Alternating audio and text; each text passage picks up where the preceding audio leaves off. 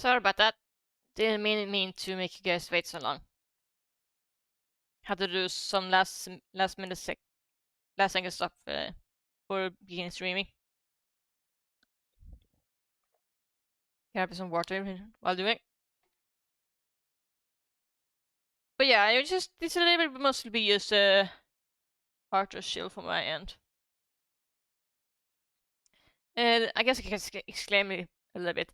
Lavi, one of the people I stream with, I played Reaper with. She actually is trying to make some reactive icons for her stream. So when jumping, we get the icons to represent ourselves, so you're not forced to use Discord icons. And she decided to go extra mile and basically make a neon digital version of our PNGs. I thought it was really good, so I was tempted to, fuck it, why not draw the digital version of my PNGtuber that Dragonlavvy made. I thought it was a really cool idea. Colors a brain rot, but I thought it was really cool. So what it's used to draw character that she drew and is expanded on it. She gave me permission to do it, so I have a right to do it.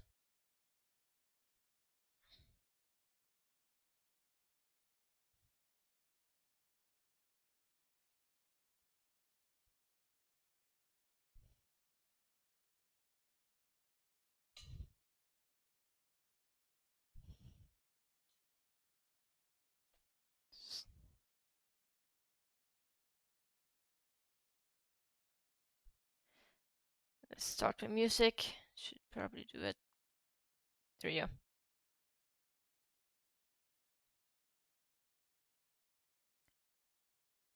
There you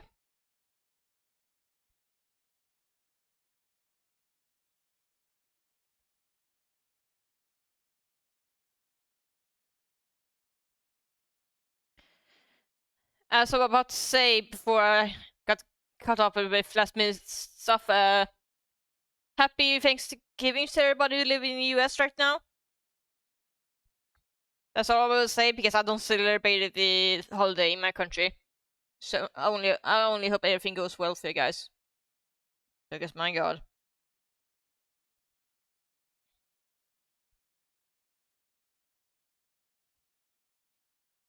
But for me, everything I've been mostly chill. I still need to do some video editing on the video or Reaper video.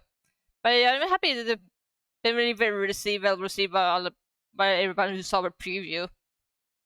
Because I wasn't sure it was gonna be come across as too boring or too annoying, but everybody's enjoyed what I showed so far. I'm not totally sure if I are ever gonna do actual live video editing on stream. I don't know if anybody's actually interested in that or not. Especially it might be spoiled for a couple of videos, but then again, most people don't watch my YouTube videos anyway, so I don't know. Maybe it doesn't matter.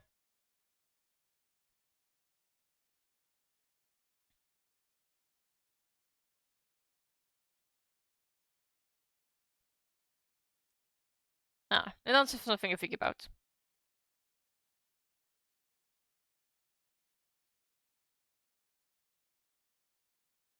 I'll probably build streaming Kirby Air Riders again on Saturday since I failed to reach through anything last time. I know I need to do it now. I just need to collect every single machine, even the one I don't like. So I guess I have to do that. At least I think so. This game only came out like a week ago, so this information is still kind of limited. Hi, Nathan.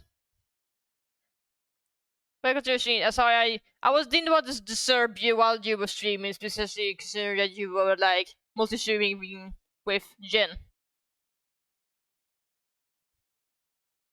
Actually, do you actually want to join the voice chat on mine? You can jump in on the Discord shop I'm in if you want.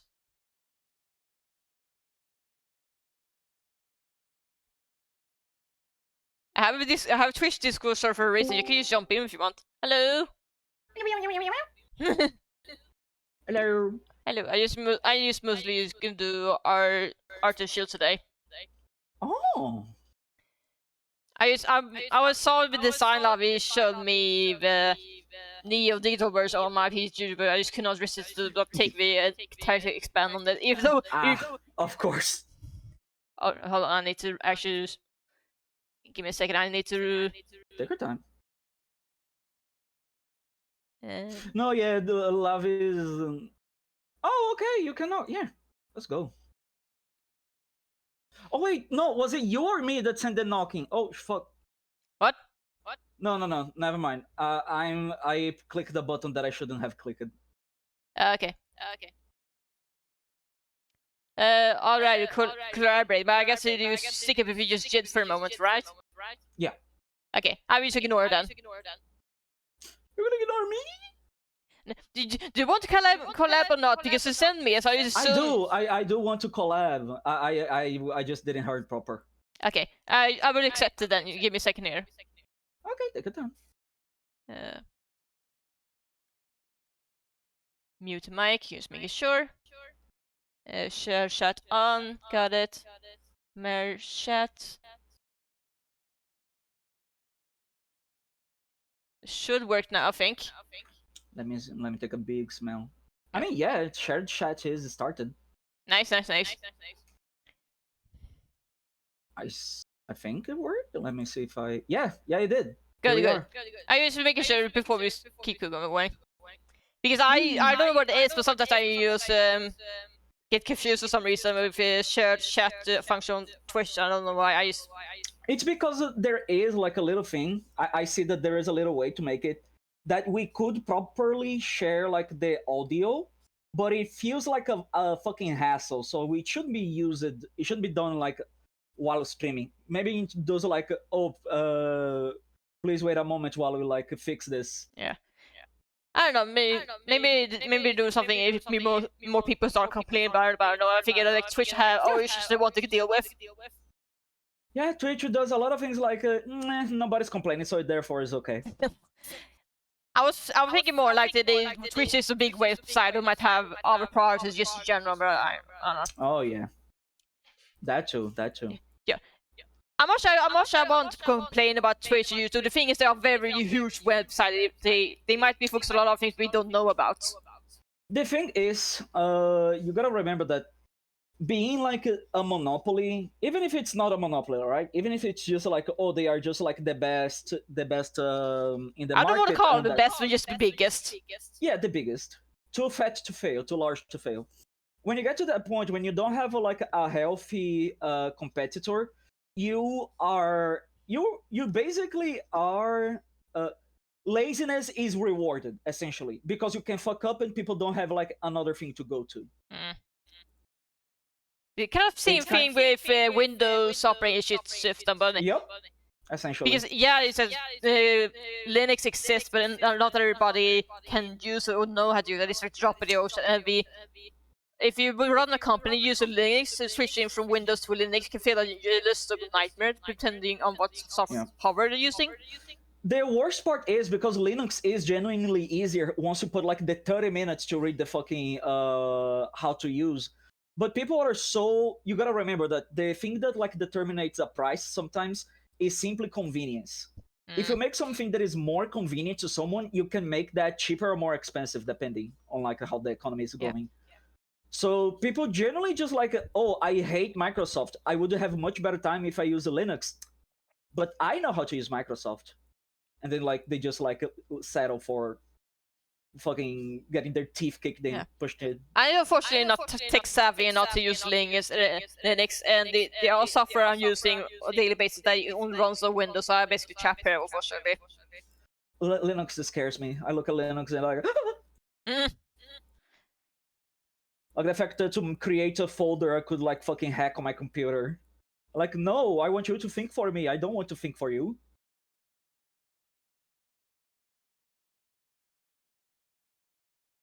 You fiendish machine. Actually, what are you playing? Actually, I found for a second you were playing something. I am playing a mod of Elden Ring that like this mod pack doesn't change much. but it changes a few things to make Elden Ring feels more responsive in the combat system. Because there were a few things that weren't, like that fucking nice. There were a few that were like a bit meh, and Yeah. it like greatly overhauls that. Okay, I was too scared just to ask if it was Dark Souls because I don't want to be like one of those idiots who says, "Oh, it's like Dark Souls this." Da, da, da. The only people that would be snobbish like that would be cunt people, and we don't condone that here. Like genuinely, I don't know what kind of person thinks that like, oh, if I become snobbish as all hell, people are gonna be like more interested in playing this game. No, they won't. No, they won't. They're gonna like not even touch it with a 10-foot pole. But people keep doing that. Like you're actively being a detriment to the game you want to support. Hmm. I sometimes have a bad habit of comparing games that like with other games people are more familiar with, but I only do that because it makes it easy for people to understand. The Exactly. reason, I'm going to. Yeah, go on. sorry. Yeah, but, No, no, you go. I showed to people Kirby, right? So people who never grew up in GameCube version didn't know about us, what it was. I told them basically that thing less my like Mario Kart or more like F-Zero meets Twisted Metal. I know it's not the Yeah. perfect comparison, but that's the only half decent comparison I can come up with. Is because I feel Honestly, like I also would introduce it like that. because I feel like if you're going in with Kirby Air, right, I think it's gonna be like Kirby but Mario Kart, I feel like you're gonna be disappointed. Especially Yeah. with the amount of racetrack there's, it's good amount, but not Mario Kart World level or racetracks. Oh yeah, yeah. The comparison suffers when there is like a new Mario Kart, so like people could compare it to. Yeah, that's why I try to avoid compared to Mario Kart no matter every time Yeah, that yeah. talk to Kirby Air, right, because I don't want people to get disappointed. Yeah. Yeah, I get you. I just want to be realistic that yes, I like this game, but also want to warn people that this game is this and that, and you may not like it. Yeah. I don't think it would bore it, but like people need to. Well, you need to understand that what you're worried about, it's not a you problem, it's a people problem nowadays. People, people. Okay, there's actually two things, and one of them is actually a hot take, and I don't mean like a hot take like, oh, I eat my fries with a mustard instead of ketchup. It's an actual hot take. Artists need to take their fucking heads out of their own asses when someone compares their art. What do I mean by this? You are an artist, which means you have a set of experiences and a set of skills that the normal layman wouldn't have.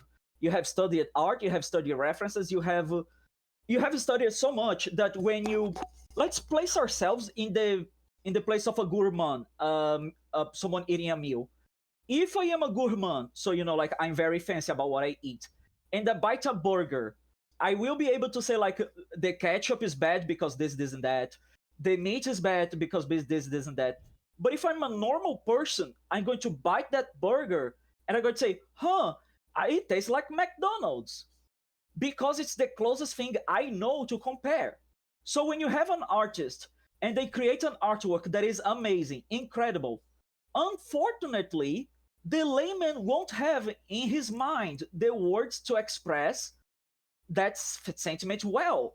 So they're going to say, "Oh, I know Makima because now everyone calls like every head character Makima. Oh, I know Makima. She's a cool woman. She's a cool character, and she's beautiful. This character this person made is a redhead. She's hot, and I find her cool. She's just like Makima." And people throw a fit. I understand why. I understand why their artists throw a fit. You go out of your way to make something that is unique, that is something that is yourself. And because it has like one detail, everyone is going to compare to the popular thing. It is not their fault. I mean, there will be people that are assholes and they do it, like to detriment you.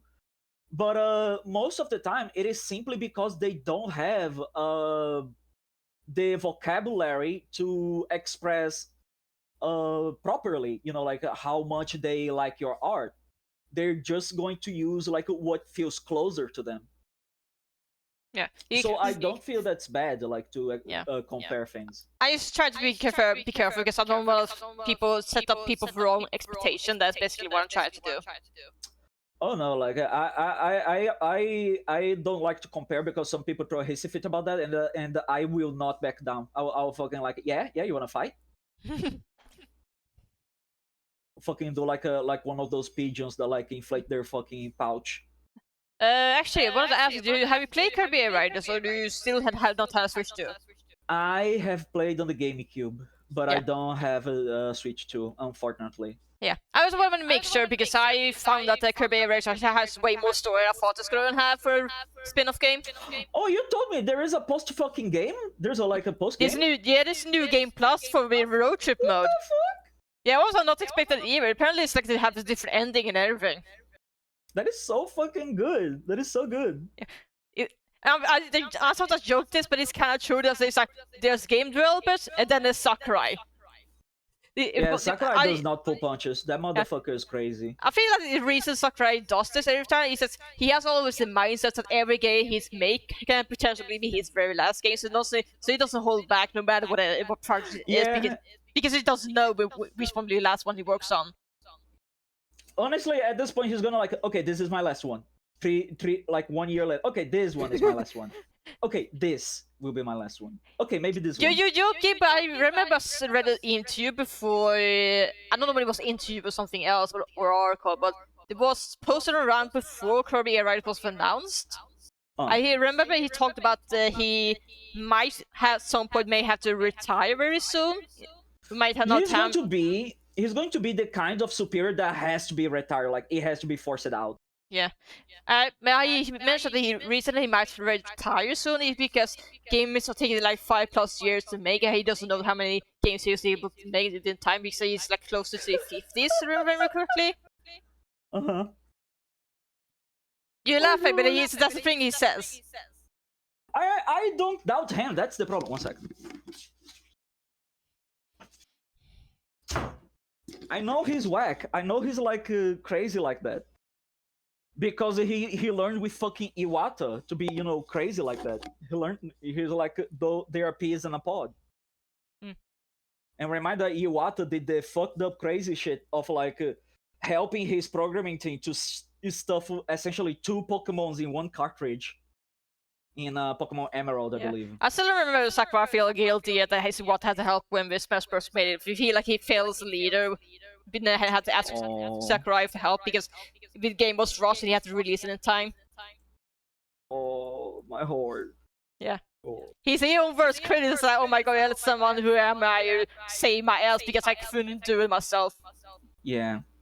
You're always going to be your own worst critic, but you gotta remember that like your fans are always going to enjoy just because you put something out. Because at the end of the day, that's what you're there for them. But I'm just genuinely curious if Kirby Air Riders.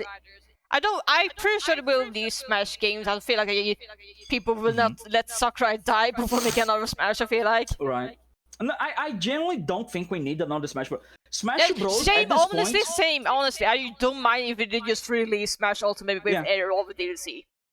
Like, because at this if you point, count Smash all the Bros. if you combine all the DLCs, that Smash Ultimate is like $120. So release that at 60 is not, or 70. People be like, yeah, no, that's still a discount. Because of people are like way too used to like always having more things added, more new.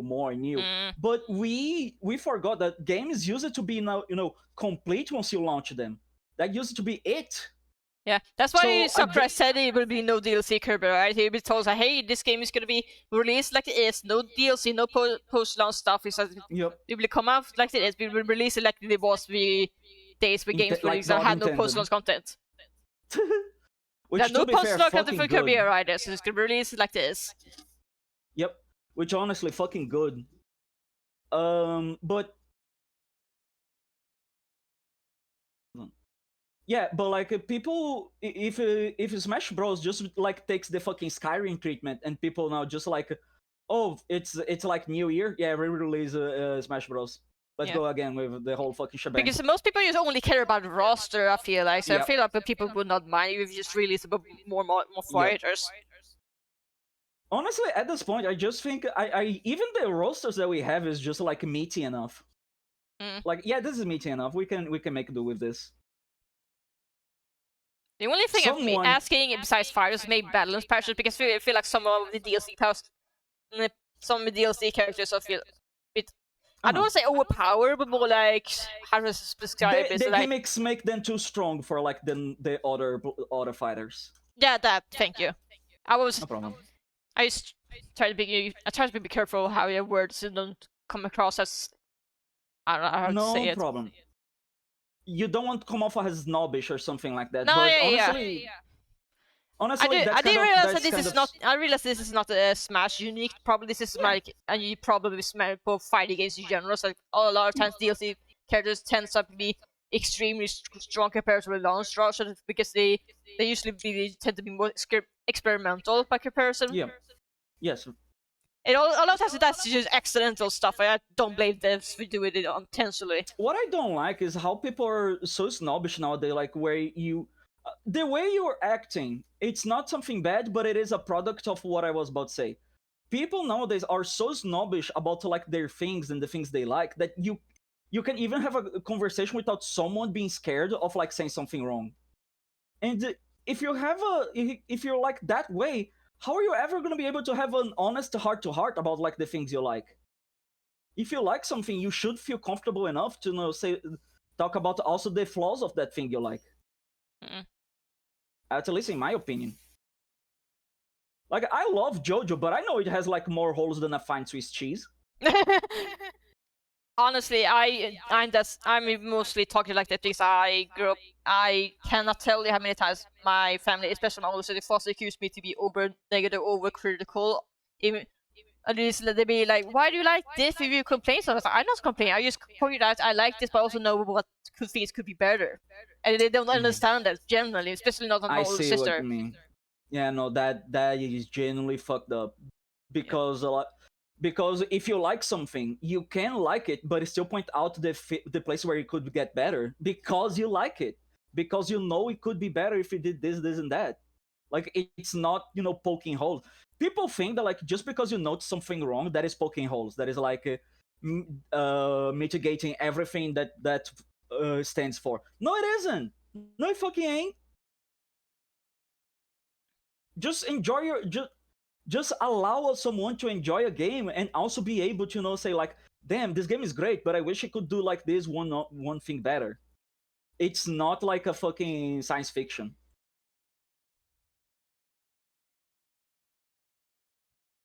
Where have the good people gone? Where with the people that would not throw 2 fits in a biscuit, like because someone pointed like, maybe it could get better here. I don't know. Maybe it'd be sucking their own bubble. I don't know. I'm not joking. It's that some people, even especially people who don't. This is not just people who spend too much time on it. Even people who stay away from social media in general. I feel like some people just stick in their own personal spaces, don't go out often. Yeah. No, the bigger problem for me, it's not even the people that are introverted or like don't go out often, things like that. The problem is people have gotten too comfortable with feeling like everything has to cater to everyone. You understand what I mean? Mm-hmm. Because something being niche and something being made to cater just for that niche audience is not bad. If you want to enjoy that and you don't enjoy because it's not made for you, then don't try to force that for you. Because then the product will not cater to you nor to that population. You're just gonna make two types of people unhappy.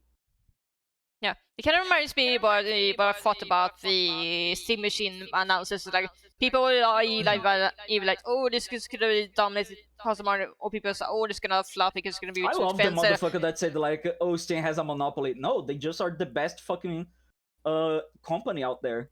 They just I was about to say, if people are complaining about Steam being monopoly, they should support GOG, but not enough people doing it. I feel like that's unfair because I think if I'm being honest, I actually prefer GOG over Steam 90% of the time. The only reason I go to Steam despite the fact is that they have larger library. Some developers sorry, No, sorry, I interrupted you. But I was just gonna say, like, I love GOG because they go through like above and beyond to preserve video games. Yeah. Actually preserve, just like not just the game to sell, but also the data, the files, the physical copies. Yeah. They are literally a library to video games. Yeah. Because people don't have that care for video games, even though they are a form of art. Doesn't matter what other people like scream shit and piss about. Video games are a form of art. Yeah. If you don't know what GOG is, it stands for Good Old Games, and if you don't know good example how to preserve games, look at what they did to Croc. Croc is I like don't one know of the best exactly what examples. they did to Croc, but I know what GOG is. I know Yeah. what GOG is. Yeah, they did a lot of stuff with Croc to Really? really this is I like love Croc. Croc was a game that I played on like those. You remember when like some magazine would come with like 200 games in one because they were all demos? mm-hmm. Yeah, I played Croc because of one of those. So Okay. it was only like one level, but I played the fuck out of it. I may say 100 games, even if it's like one level each, is still good enough to enjoy. I Yeah. feel like it's like 10. These 110. It's like 100 samples of different dishes. It's like small Yep. tastes It's and a everything. 100 platter sample. It still makes your stomach hurt because you ate too much.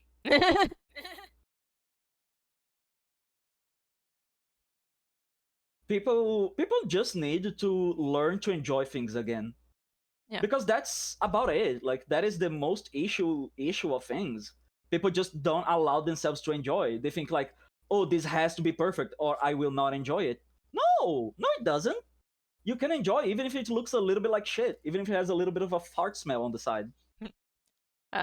Can remind me is why some people how people say ask us why you still play Pokemon games? Is they're so flawed. Like, Right. yeah, I know they're flawed, but I still enjoy it because there's not a lot of games that feature the exact same gameplay experience.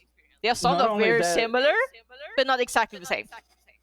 there is like this one Facebook post that it will live rent free in my head forever, where like a guy posted like a picture of him, like playing the new Pokemon. It is so old. I think the new Pokemon was Pokemon Black. Like, And hey, I like a finally white, got my like a Pokemon white Black. guy. Yeah. And a woman like posted like under him like, aren't you too old to play Pokemon games? And his reply is, aren't you too old to be a single mother of two? Ah! Aren't you too young to be a single mother of two? And like, God, did he had to do all that? Holy shit. My God.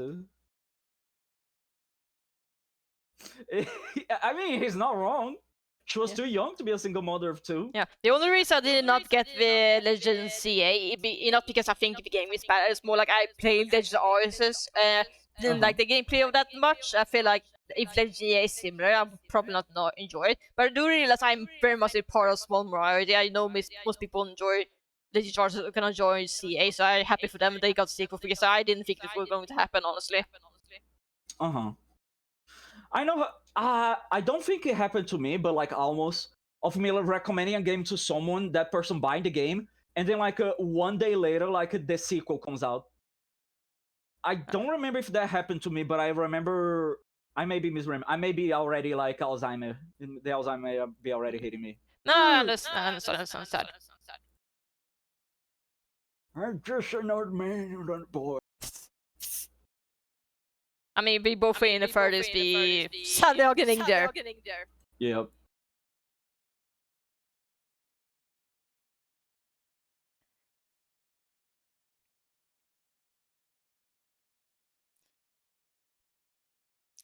Oh, it's coming around so cute. Look at that. Now, do you think Lovely? Because she basically Yeah. pitched the idea. I just like I just want to expand on that.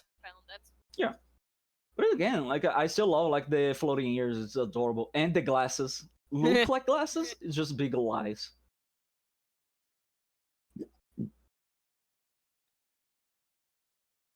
Oh my god, I just realized. I wonder if Lovely unintentionally made my PG look like the name escaped. It was like one bat Digimon that's in Digimon Brick Break. Because it reminds me a little bit now. I realized that.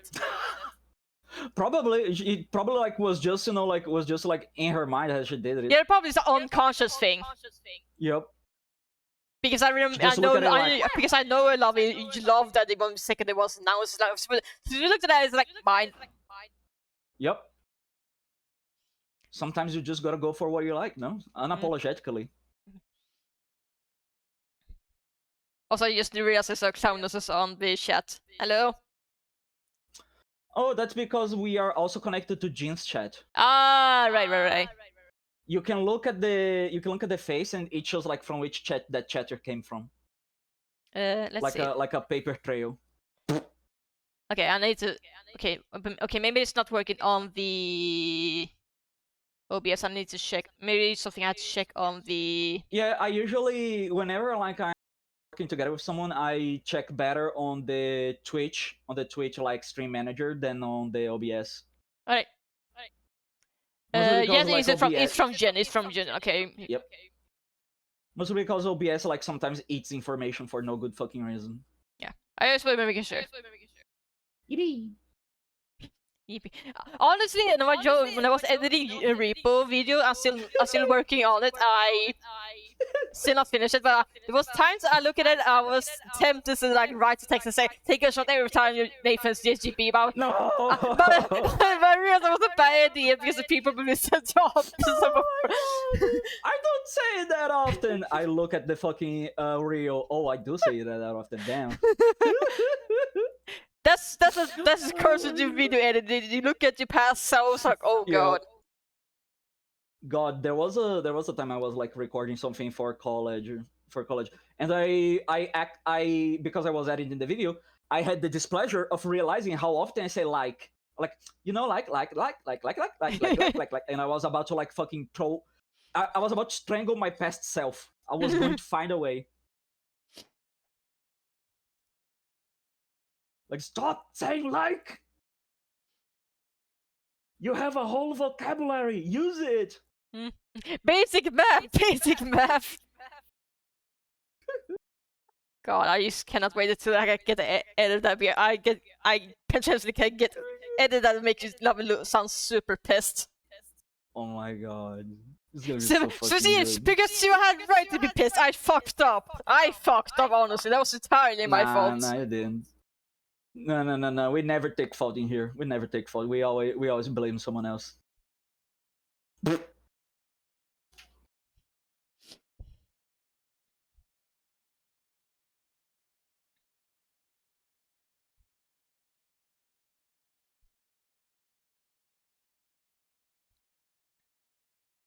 I definitely gonna get to repos on top point, but I probably will get it after I finish editing the shot. Because I will be honest with you, the video I'm working on is gonna take a lot of space. I like to finish that done before I get the game. Mm-hmm. So I don't blame you. Yeah, because the 40 minutes of the video took almost a month for me to do, and there's like 5 hours of gameplay footage I need to edit still. Yeah. So it's gonna take a while. The one thing that I wholeheartedly, you do take your time to deliver something with quality. Yeah. So honest to God, just keep going for it. Yeah, I try to make it as good as possible, but I also realize I'm still new when it comes to DaVinci. So I feel like once I get better, I'll probably be able to make videos faster. Yeah, I'm still with growing pace at the moment, so still learning. But honestly, I think you are doing a very good pace. I don't think you're like taking too long or taking too little. I think you have like in fact I think you actually have a pretty fast pace.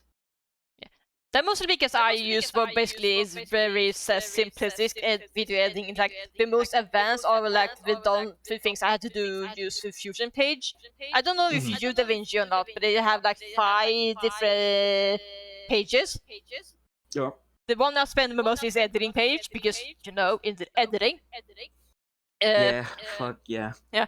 And the other page I'm using is called the Fusion page. Most people tend to be too scared to use Fusion page on DaVinci because it actually uses a bit more advanced stuff. Not gonna lie, just because you say like advanced DaVinci, I was like, what the fuck is that? Is that a spell? DaVinci Resolve is video editing software I'm using. Yeah. Yeah. But yeah, I use a little bit of Fusion page on DaVinci Resolve. Mostly because I feel like if I don't learn now, I'm probably never gonna learn it. Get too scared to do because I might as well grab my horse on the ball and get over it before I might as well learn now and like grit my teeth. Yeah. Although that term I usually use very basic stuff. One of those is like the shaking effect. I use for some videos. That's very simple effect of DaVinci. The more advanced stuff is the one that do you know if you saw me preview, you saw the part where Lab was screaming, no, it's emotions moving around the screen. Oh, you use that to make the motion Yeah, effect. that's a part of Fusion Pace. That one, it was actually the hardest one to do the editing. Oh my god. Because I had to use the Fusion Pace to make sure that the picture moves alongside Lavi's head automatically. Actual fucking nightmare. Because otherwise I had to do that shit manually. Trust me, that latter bit is harder. And no, I know. I trust you. I trust you wholeheartedly. Yeah. But even I had to do it multiple times just make sure the movement was exactly right, because sometimes it does, sometimes it works, sometimes it doesn't. Yeah. I managed to get the plugin for DaVinci that actually saves me extra steps, so it is less time consuming, but it still is like not easy to get, not easy to do. To be fair, it is with practice that you find out, better ways to make something work more efficiently. Yeah.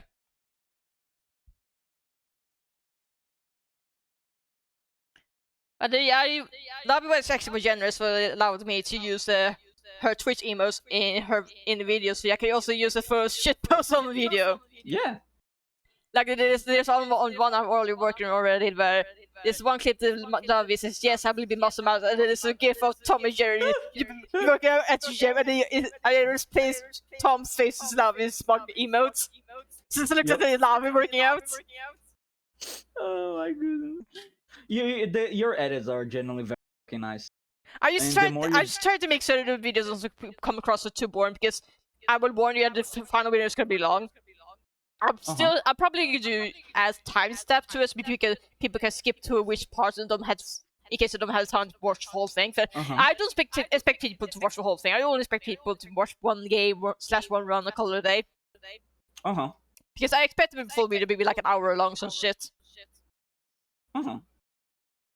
Because again, these played it for like 5 hours, I think. Yeah. That is the one. You know what? That is the one thing that I have a lot of trouble like with video editing. I don't know how to condense my videos, because usually, I suffer with two things. I don't know if I'm saving wrong, because like whenever I'm going to save like a session, my computer runs out of memory like way faster. I think it might be the file format that I'm saving like. But also, whenever I go like, it is a problem that I deal with like ever since fucking high school, where every time I'm going to make like a TLDR of a book, I basically write the book again. That sucks. Yeah, 1 second. Belladonna, learn to close the door. She knows how to open the door, but never close. Your sister or someone else? Dog. Okay. Dog, not my sister, not someone else. Dog. Okay. Wait, your dog knows how to open the door?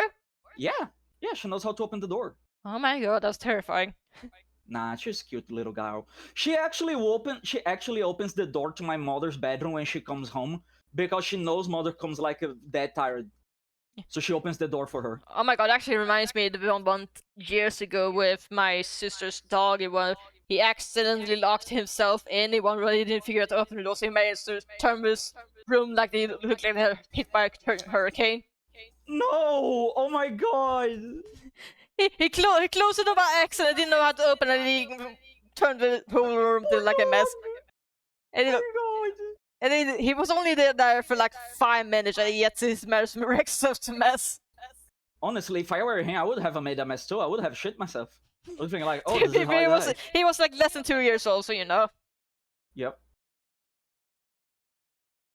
You know, I fully understand like where his heart was. My heart would also be sinking. Yeah, doesn't help the fact that when he was younger, he basically had a separation anxiety. Oh, baby. But my older sister managed to figure it out eventually. It took it a while. Yeah. Separation anxiety was like the hardest part for him at the beginning, because I don't know if I told you this, but my sister did not get him as a puppy. He only get it as adolescent, as a dog. Yeah, he would basically need to be rehomed because Pius was unable to take care of him. It was basically a single bond with 2 kids and 4 dogs, and basically stretched himself too thin. Oh yeah. That would do it. too many responsibility, and the dog she decided the youngest one needed to be rehomed because all the other dogs she had was Yeah, either it's easier to rehome the younger one than yeah, the old because one. it'd be easy to rehome the one's the youngest. You're And my sister found with her dog Tarzan. That's Tarzan. That's his name. She found it online on a post, which everyone including me was skeptic at first because they usually find a dog that needs a home on an online website. It's like a big Mhm. red flag because correct post or whatnot. Oh, okay, yeah, I understand. Like, Yeah, why so would be a red flag? you basically was like, let's meet the person in person at their home and see what it's like and then how they interact and whatnot. Yep. So we met the person during a summer vacation, the original owner, in their house, in their home. We let the dog go off leash along with seeing her other dogs, two of which were Basset Hounds that they played around with. Oh. Yeah, two of those Basset Hounds, and he played really, really well, despite the fact he was like 6 months old and towering over them. Yeah, but they're just little guys. They're Yeah. just big boys. Yeah. They after talking to the original decided said, yeah, you like I can trust you to be new owner for this dog, and then that's my history then. Yeah. I think the original owner originally had him as the show dog, but we learned that after we got he like had like half a dozen health issues. Was like, yeah, no, but maybe it was for best he never became a show dog. Poor dog. He wasn't a pretty pony. Okay, he just wanted to be a dog. Yeah. To be fair, the original owner did not know that almost all of them was only discovered after he got a new home. So I love the fact that like I love the fact that some like police dogs canines they dead as they fail like the canine treatment because they're too friendly and like they are like fucking adopted by other people. to be fair, That is sorry, go ahead. I was just gonna say like that has to be the cutest you failed like moment possible. Yeah. I think the police dog in Sweden they usually get rehomed in owners are usually used to foster them before it's start police work. So Yeah. they get sent home to people that they're already familiar with, so don't get lost and confused. Yeah. But you know what? I would love if that happened here. Like, oh, this police dog, he was too fucking friendly, so we gotta like put him to adoption. Like, mine, give it to me. Yeah, usually it's the German Shepherd that usually get rehomed. The other dogs like Belgian, Malinois, English Spanish Spaniel usually aren't. Yeah, I would think so because they are like the dogs that are. It's basically ingrained in their brain like to be a friendly boy. Oh, well, to be fair, pretty sure before German Shepherd I usually used Airedale Terriers if I recall correctly. At least in my country, anyway. No, you're about right. My mother had kid. She had a German Shepherd that German Shepherd was a female. She was genuinely like a big mama bird because she would not let anything that she considered a child like out of her vision. To be fair, German Shepherd are herding dogs, so it's not unusual for them. They are usually herding people. They're gonna hurt you That's no not matter a joke. what. Like, most herding dogs usually have mindset of I want to make sure everybody in the family because together. we are his pack. Yeah. The pack. And we're just big dumb bumbling fool dogs, big dumb naked dogs. Or big dumb sheeps. I don't know. Yeah. Oh my god. Or cattle. I don't know. I love the like llamas. Apparently, they work great as a guard dogs for sheep because they look at the sheep like, yeah, this looks like a llama to me. It just has like a little bit of less neck. Yeah. I can see it. As llamas, I speak from experience. Even baby llamas or baby alpacas, and they hit like a truck and try to tackle you. I know because I have a baby alpaca that actually tackled me once years ago. Oh my god. No, like a friend of mine, she has like llamas to protect, some of her farm animals. And she said that like in but 1 month, that llama had killed like 2 coyotes by like stomping their heads down. Yeah. And, like, to be fair, that was time I used to work at a zoo years ago, but it was like years ago. I told this with Jin and Lavi, and they laughed their ass off. Apparently, they was like, "Wait, do you mean this happened to you? Are you sure it's your world, not Nathan?" I might as well tell you this since I told you before. Yeah, go for it. Basically, I think it was 2016. I don't recall. It was years ago. It was before I got the current job working in a grocery store. But I used to work on. We call it park in Sweden, but basically more or less a zoo. It's a very small zoo located in the countryside of the city. And during one time, I don't remember, it was alpacas or llamas, I don't remember, but basically was we had contact with different zoos, hey, we trade for these animals, we exchange for other animals, and we had llamas / alpacas to trade them with. And one of them was like a baby alpaca, who was baby along with the mom. And the baby was a punk and did not follow rules, so they didn't want to go through truck without so they wanted to go through truck without a fight, so they decided to tackle one else and they decided to pick me first. And why you out of all people? I know, my guess was the shortest, I know, but it's the shortest one.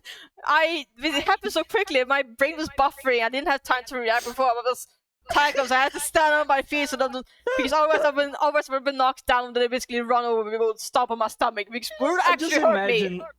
I just imagine like you active like a deer in a headlights, but the headlights are like up to your ankle. Yeah, I basically had to use my hand to block the chest and put my hand on the side of the bomb, so force the put my way click is a push him back to the truck. It's a force the bomb to move the other way so to get back to this bomb.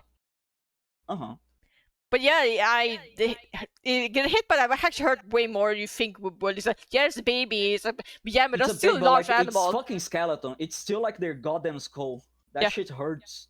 Those animals can scare away a wolf, you know. Yep. Bro, I feel like I think I would be like I would be shit my pants if I heard like a sound in the woods and I just heard like crack, crack. Yeah. Like oh god, I hope my chickens are okay. And then I see my llama with the hooves like full of blood. Honestly, I'm just glad I wasn't able to stop it and not get knocked on the floor, because I can only imagine how much worse pain would be if they stomp on my stomach. Yup. Holy fucking shit. At least I did not spit on me. I'm thankful for that at least. Because please, they will do that. Quickly. Don't spit on me. I'm telling you, they're dicks sometimes. Oh man, no, I have a friend that he has like the worst luck with like any animal, because every animal just treats him like the fucking plague. He's not even a bad person. He's not even bad with animals. It's just like bad luck with animals. Oh, he was like, walking around. He's like insecure, or he's bad body language, or? No, he just has bad luck with animals. He's like he's a great pet owner. He's a great person. But he looks like the devil. He looks like he's always like sucking a lemon. He looks like he's always angry. So I guess the animals also guess that he's angry. Oh, so there must be a misunderstanding for body language, I guess. Yep. So there goes my friend. He was walking across they were walking on a fucking zoo, a mini zoo. And he walks across the petting zoo, and the fucking llama takes aim, hacks the biggest loogie of her life, and spits on him. Oh my god. He took it on the fucking chest. It was like a fucking bullseye. God, I don't know what's worse, that or getting tackled by a baby. The way he said, it's probably the spit, because he said like I could not take the smell of that fucking thing like for ages. It's just like it imprinted on me. Like God. Yeah. Can you imagine getting like the smell of fucking llama spit printed on your body? And the biggest animal I had to feed the zoo I worked, it was not even alpacas or llamas, it was actually the bisons. The American bisons. Oh my god! That is so cool! But it sounds cool, but until you actually had to feed them, because they were aggressive compared to the motherfuckers. Oh yeah, they are like very terrible. So basically, when I worked there, I basically had to do it with someone else. I was not allowed to do it alone, because obviously. Yeah, because else the bison will look at your meat. Yeah, the strategy we had to do to feed them safely, but basically that one person is charged of driving a small car, very small cars, picking like a golf. Thinking like One person had to get his attention to like be able to. Amazing. I had one spit on me was visit a friend's parents' farm just outside our hometown. My God, I'm so sorry. Amazing. But yeah, back into sort of biases. But one person had to drive basically a golf car, but I in charge of feed the biases. So we drive to the right location. I grab the food.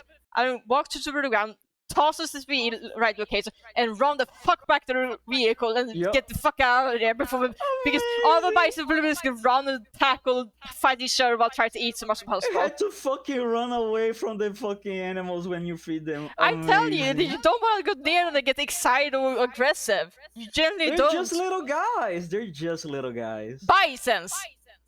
Little guys, you know, small little guys. Fucking bisons. Their horse will cut your skin like hot knife for butter. I know, just messing like a whole fucking bisons are scary. They can like go through a wall without batting an eye. Yeah.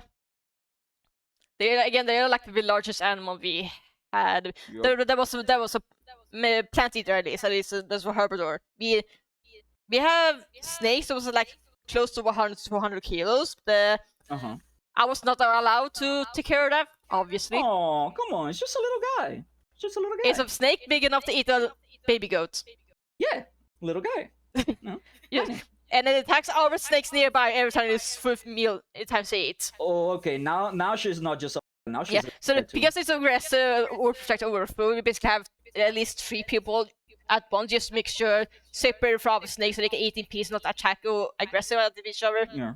Because even though we raise in captivity, they still have the wild instinct to protect food from other people. The instinct is still in there. Yeah. I can't believe that the snake was raised as a dickhead. Amazing. Yeah.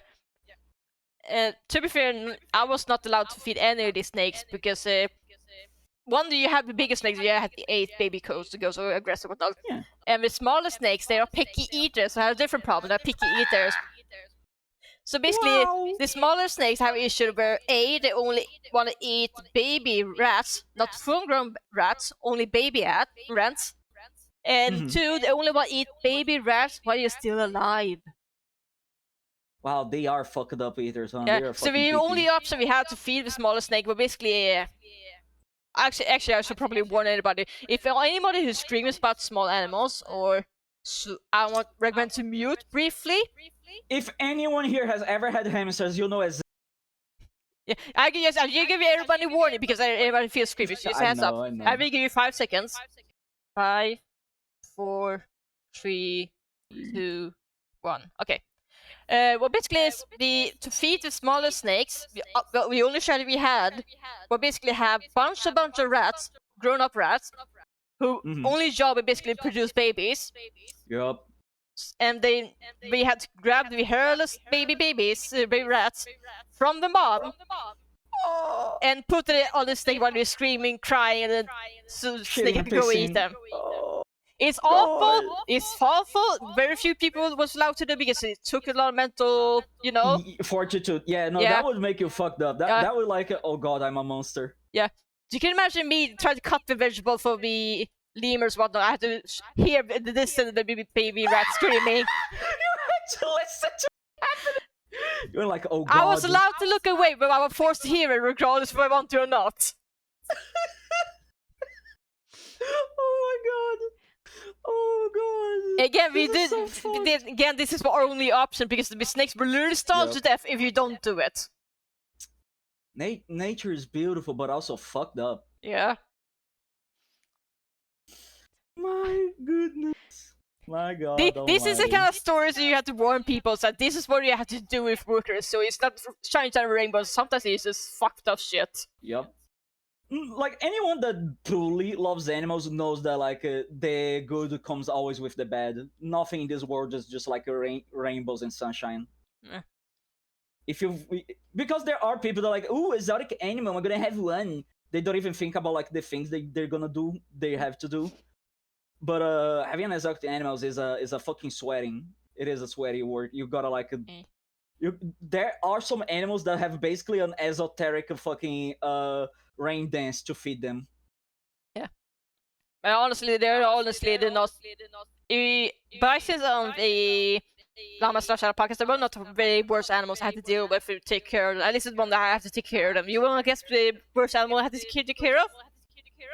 I'm very scared of knowing. Please tell me. Fucking parrot cockatoos. Really? They were the worst? Yes, because they were picky these people they want to hang out, and for any reason they decide to hate me. Every time I try to feed them and give them water, try to be nice, the first thing is to try to bite my fingers. They didn't like you. They just didn't like you. They decided to look at me and be like, "Fuck this bitch." There's one person. Fuck him. Yeah.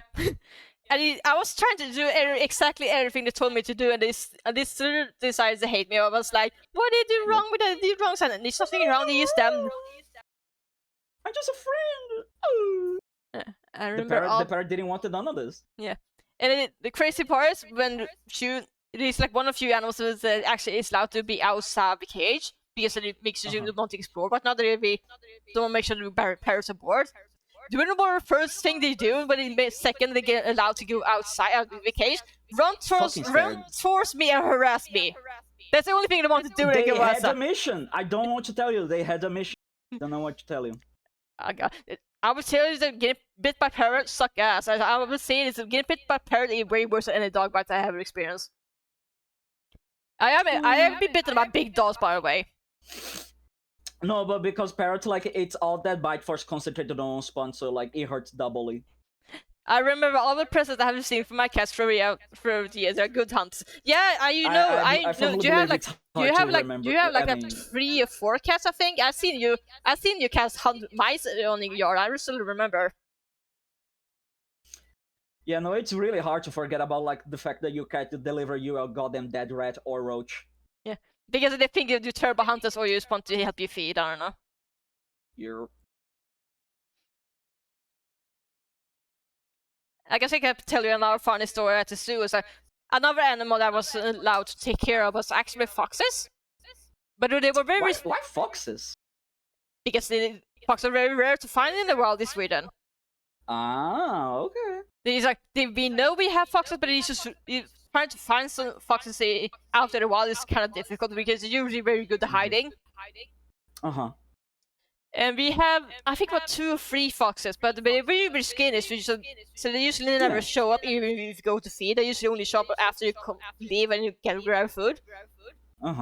Makes sense. So when I had to feed, I had to treat it like an Easter egg hunt and give it a bunch of chicken eggs and hide in different places to stimulate them so you can force them to look for and whatnot.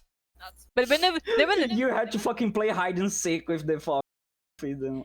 It's for mental stimulation, but yeah, no matter what I did, it basically never shows. I never got to actually see them while working there. Holy shit. But one time, my family actually asked me if we want to visit as a customer / so I can see what it's like to be not working there. I was like, yeah, sure. Sure, I guess. Yeah, they basically want to see what my workplace actually was like. And when I was there visiting with my family and not working there, foxes for first I decided to finally show. It's a pups was just showing off as I walking around. So my family was sitting there taking pictures, was having a good time, finally see. And you looking at the fuck like, you motherfuckers. Yeah, exactly that. It's like one time you decided to show it's not working. What you ungrateful fucks. You goddamn bitches. I've spent my years working with you and never appeared. I was not working there for years. I sadly only worked at the zoo at like 6 months at tops. It's not really because I did bad. I just fortunately the zoo managed on bad financial situation, but I had to choose between the family and the zoo, and I understand that they choose the family first.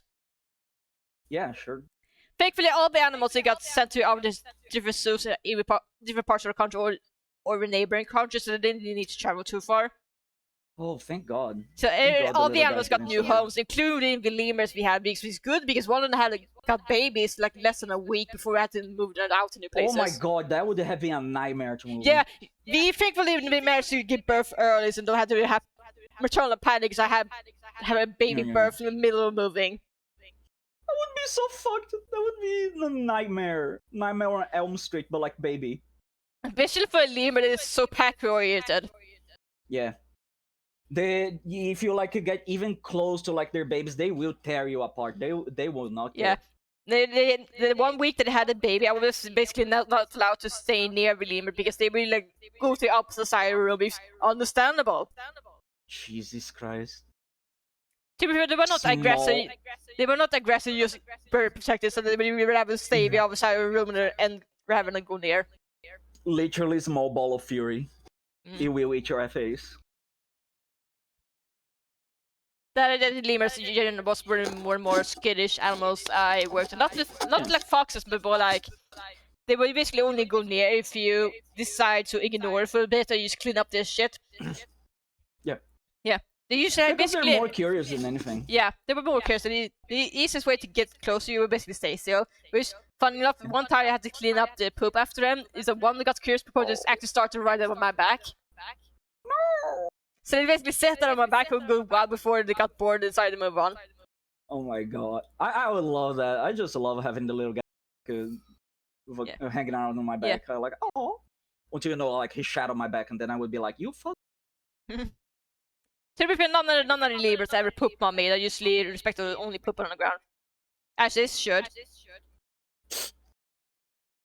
Someone had to have that unluckiness, and I would love to know. Not anyone I know of. At least, if they did, they probably didn't tell me. I don't think the animal would tell you. The animal would be too embarrassed to say it. I was thinking about my co-workers, but okay. I know. I was joking. Don't worry about it. Yeah. We also had boars at the zoo. Which is, by the way, the most aggressive animal you can find in the wild in Sweden. By the way, like if you honestly look at me, I tell me which wild animal that's more scared than most. I will not say the moose. I will not say the bears. I will not say the wolverines. I will say the fucking boar are the scariest. Oh yeah, no, because boars are like pigs, like gone whole. They will like do some fucked up shit. Yeah. They do not give a fuck. They don't care. Yeah. Boars are like one of the few animals that it doesn't care if you're in their territory or not. If you see it, it won't see you red or hunt you down dead. And like if they have a pack, if they have numbers, it's even worse. Yeah. They generally have a chance of like eating whatever. Yeah. Are you bigger than them? Doesn't matter. Yeah. The best option is to basically climb up the tree if you ever run into them and they decide to run to you. Yep. Just run away. Just run away, Chief. It's not worth it. Yeah. It's one of those animals I was not allowed to feed or whatever without the company of the second person, because obviously. And the funny part is, one time I had to give them water during the cold winter. And I had to basically carry a whole bucket of water. And I can tell you, carrying a bucket of water is way heavier than you think it would. It's like, if you're not careful, it will actually break your back. So you can imagine. Yeah, so you can imagine you have to carry one big bucket of water, try to carry it without actually breaking your back, and walking at a slower and snail pace. I get there, and also trying to run away from the fucking pigs. Yeah, and one of the first things the boars did when I gave them the water, they knocked down the bucket and spill all the water. Why? That's so mean. Fuck that and the pigs, staff told me that do it again. They do it sometimes. They're kind of stupid sometimes. I was like, okay. So I did it again. Fill back the water. Walk to the place again. Make sure they don't break my back. They knocked down the bucket again. God almighty. So I had to do it again. At this point, they were doing it just to spite you. So I had to do it again. Fill in the water, walk back, and this time I actually got help because they felt sorry for me. And it was like they decided to help me with carrying bucket alongside with me, and they still knocked them over the third time in a row. And that point, the staff was like, "You not fucking let them dehydrate. If they have to blame for themselves, we don't want any water." And the second we turned back, the boar started squealing, complaining they don't get any water. God damn it. I mean, at that point, they did it to themselves, Like, you tried to give them water, they just didn't want it, I guess. Yeah. Even the staff admitted that the boars are kind of stupid. They aggressive motherfuckers, but they're kind of stupid. They're just little guys. Stupid, but little guys. You stupid little guy. Yeah. I still enjoyed the time at it, even though it was very brief. I mean, of course. Yeah. Even if an experience is like short, it can still be a highly enjoyable one. Yeah. I know. Actually, the one last story I can talk about on the Absolutely, go for it. zoo that had another animal that have that were actually mooses, because you cannot talk about Sweden without mentioning mooses. Yep. Yeah, we have like 3 or 5-ish or something like that. And they usually get kind of pushed in when it comes to food, because they will sometimes be invade your person's pace and push you down or knock you over with food, make sure you get food faster, because they get a bit impatient. God, they just manhandle you. What Yeah, a I fucked keep up remember mooses creature. are from big animals, so how big animal like act like that is cute maybe for a small dog, but for a big moose it's actually terrifying. Oh no, I've seen like some big meat, and the bitch is like scary. You have got to crane your neck Yeah. all the way up to Yeah, look at him. we Like, actually had some moose that were literally too scared to feed the moose, because they're scared about we basically literally stepped on the mooses. For some reason, No. it never happened to me. It's like Oh my God. we actually up to them, but every time I would move forward with food, they would actually back away. What did you have on you? Why I were you don't scared to know. the I was the only knees? person did. I don't know what did. I did nothing different. I just did. I just pretend. Oh my I God. was pretending. I was okay. I'm just gonna pretend I was feeding the dogs and nothing unusual. Just gonna pretend that they're smaller. And actually, I guess you're just as scary to them. yeah. And then for some reason, decided to respect my personal space. Actually, give me some bubbles and move out of the way, and I give him food. I don't know why. I mean, like the only person there to be like that, but it's weird, fucking weird. It's You like, have the skill. it's You funny just because have the I'm not. skill. It's funny because I'm not the tall person. I'm only like 5'4" or like 163 centimeters. So Mhm. I basically look like a dwarf compared to them. But yeah, even still, I was like, nope, move out of the way, move out of the way, move out of the way. Maybe that's why. Like they felt like, oh, what is this small child? Oh, what is this small creature? It is not a human.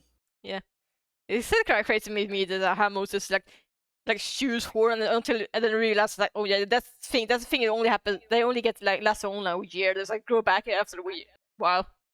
Mm-hmm. Like I have to explain my family that yeah, the horse they grow back every single year. It's like I'm sorry, what? It is fucked up. Like when I saw like there are fossils of like the moose with like both heads locked in. Seeing that shit was scary. Yeah. Have you seen the mooses where the horns or the skin of the horse slowly peels and you get basically see all the blood before it Oh fall out? yeah, I have like where they just like the skin of a wolf or something. It's like stuck on their They fucking horns. almost look almost like a horror movie monster out of It context. does. And then you remember that motherfucker also has to defend himself, predators and shit. Yeah. Actually, do you know why we in Sweden have this like moose signs over the country? No, I don't. Oh, this is interesting. Do you know why mooses cause the most amount of death in Sweden? Oh, that I know. Like because they have the perfect height to be like run over, their legs break and they go straight into the windshield. Yeah, they basically more people actually got killed by car accident with mooses than actual moose attacks. So the scientists just tell people that hey, don't go too fast or actually get hit by a moose and potentially die, and the moose might be still alive afterwards. The moose are like, huh, that must have been the wind, and then you're like fucking 7 feet under. Yeah, I'm not joking. That there are times where people will hit the moose with car, die, and the moose will back up, and actually nothing had happened. I can't fucking believe he wouldn't even feel. Here's the thing: I was wholeheartedly like going to believe that it could, survive, but not without a scratch. Without a scratch, it's just insult to injury. Yeah, they are That is just durable. adding insult to injury. Moose is like one character in RPG that the best of themselves in defense. Yeah, nothing but resistance stats, nothing but resistant defense. Bro is made to last. Doesn't matter if he doesn't have like a single way to defend himself. It makes me all more impressive if you like they are actually the breeder dogs that are actually designed to hunt mooses, and it's like, man, Oh yeah. Those dogs that hunt like I love that dog that like it was bred to hunt fucking bears. I don't know. I think I know which one. This is that one from Finland. I think this is a black and white one. The name escapes me at the moment. It's like Spitz dog. Yep. Something bear dog. It quite literally is a that is a machine and it will be banned. I think I know which one I'm talking about. It's like black and white Spitz dog. Yeah. No, it's just like imagine like being able to fucking raise a kaiju. Amazing. At that point, that is not a dog anymore. That is a different species. Congratulations, you gave birth to a fucking Garurumon at this point. Yeah, I basically had a survey bot that basically makes sure scammers get removed immediately. Yep. It's because when you chat, like it fuck you up is a little bit. Because it's going to work as intended on the chat where the bot appeared, but in the other chats it's going to appear as if like nothing changed. Yeah. I almost fell to my death. Yeah, unfortunately for you guys, this only way to stop the spams from coming in. Oh, don't worry, I deleted it. I pressed my big thumb on it and say like,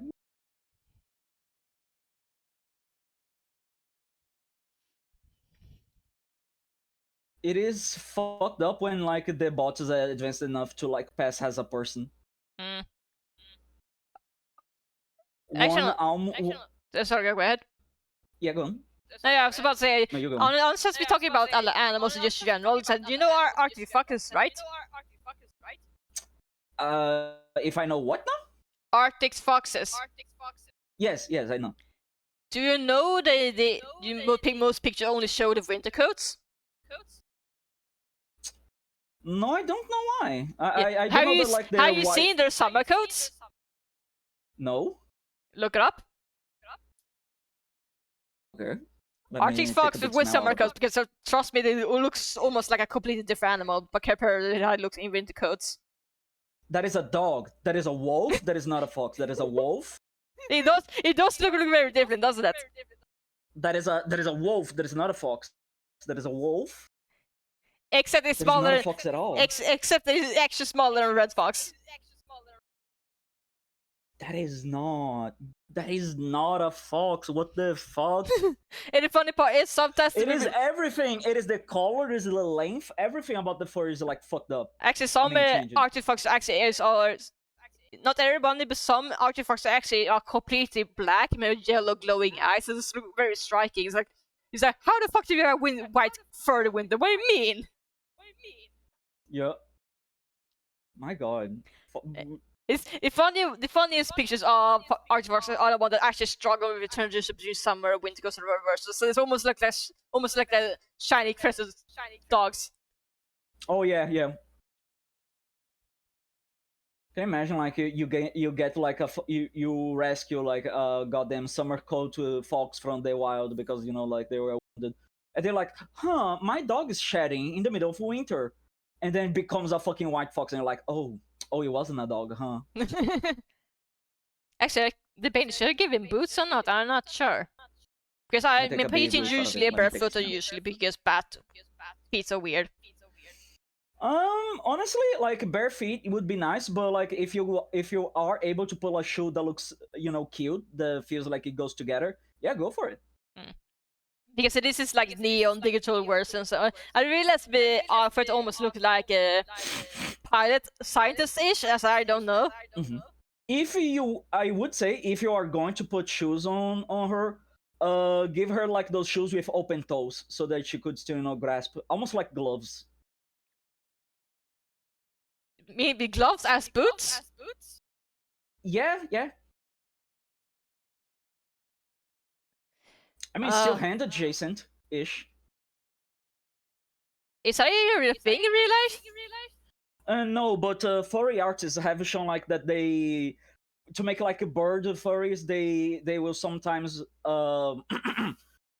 make take gloves and then like mesh a little bit of shoe as a reference for like footwear for bird likes. Okay.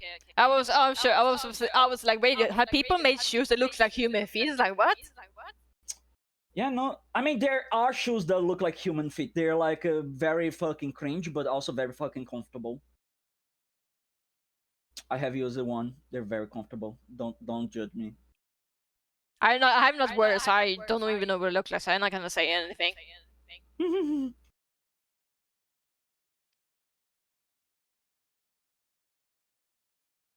Honestly, I would probably be hypocrite if I decide to judge people for something that petty. I don't know. I'm not any better, honestly. People like worry too much with like what someone wears. Just wear whatever you whatever fuck you like, Queen. fucking do it.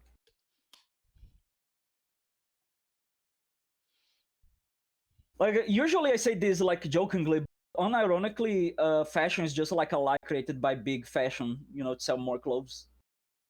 Usually I say this jokingly, but this time it's like 100% like serious. Fashion is like I'm still waiting for the day where women get pants with actual proper pockets. God. Like the cargo pants, I hate that. Like even if a woman buys like cargo pants, like it's the suggestion of a fucking pocket. It's not an actual pocket. Like you already went to like this far. Just give us the fucking pocket. They have to be in cahoots with like the bag seller, right? Yeah, I was about to say, I'm pretty sure the only reason women are not allowed to have real pockets on our pants they use artificial forces to buy purchase. I'm pretty sure there's no way otherwise. The absolute no way otherwise. It has to be cahoots. It has to be. Because men clearly don't have the issue. Fucking men privilege. The male privilege, having pockets. Am I wrong? You're not, but like that's the thing. I tell my mother, like, mother was complaining about that, precisely, literally that, buying cargo pants for women and they don't have pockets. And I say, why don't you just buy a male cargo pants? I'm like, but it's for men. And like, yeah, the pants are not gonna know. The pants are not gonna find out. Just buy one. Just buy a male one and wear it. Nobody's gonna know. I'm not gonna lie, I'm tempted to do that myself with my parents on the because I'm pretty sure if my mom would have figured out I decided to buy men's pants, would probably not allow me to do it. Just don't tell her. Just don't tell her. Just like hide the pants on like the female side and like make a point of like taking it from the female side. Like, look, mother.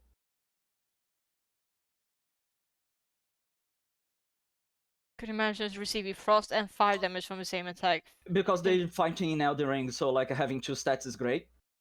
Oh, but, they probably think about the Night Rain opening. Okay, I have to remember sharing chapter, right? But also, yes, man pockets do fit everything and some more. I fucking envy you guys for having pockets that big. Listen, men will joke that like a woman has everything in their purse. Men's pockets also have everything. Like we can throw stones. You guys are purses. You call it pants. Yup. We are our own purses. We are the purse. Every time I go out with my mother, she just has to like, Nathan, can you carry this in your pants? I'm like, okay. She picks something else. Nathan, can you carry this in your pants? Okay. At some point, I just have like it looks like I'm wearing like those bell pants because I'm just carrying like tons of shit in my pockets.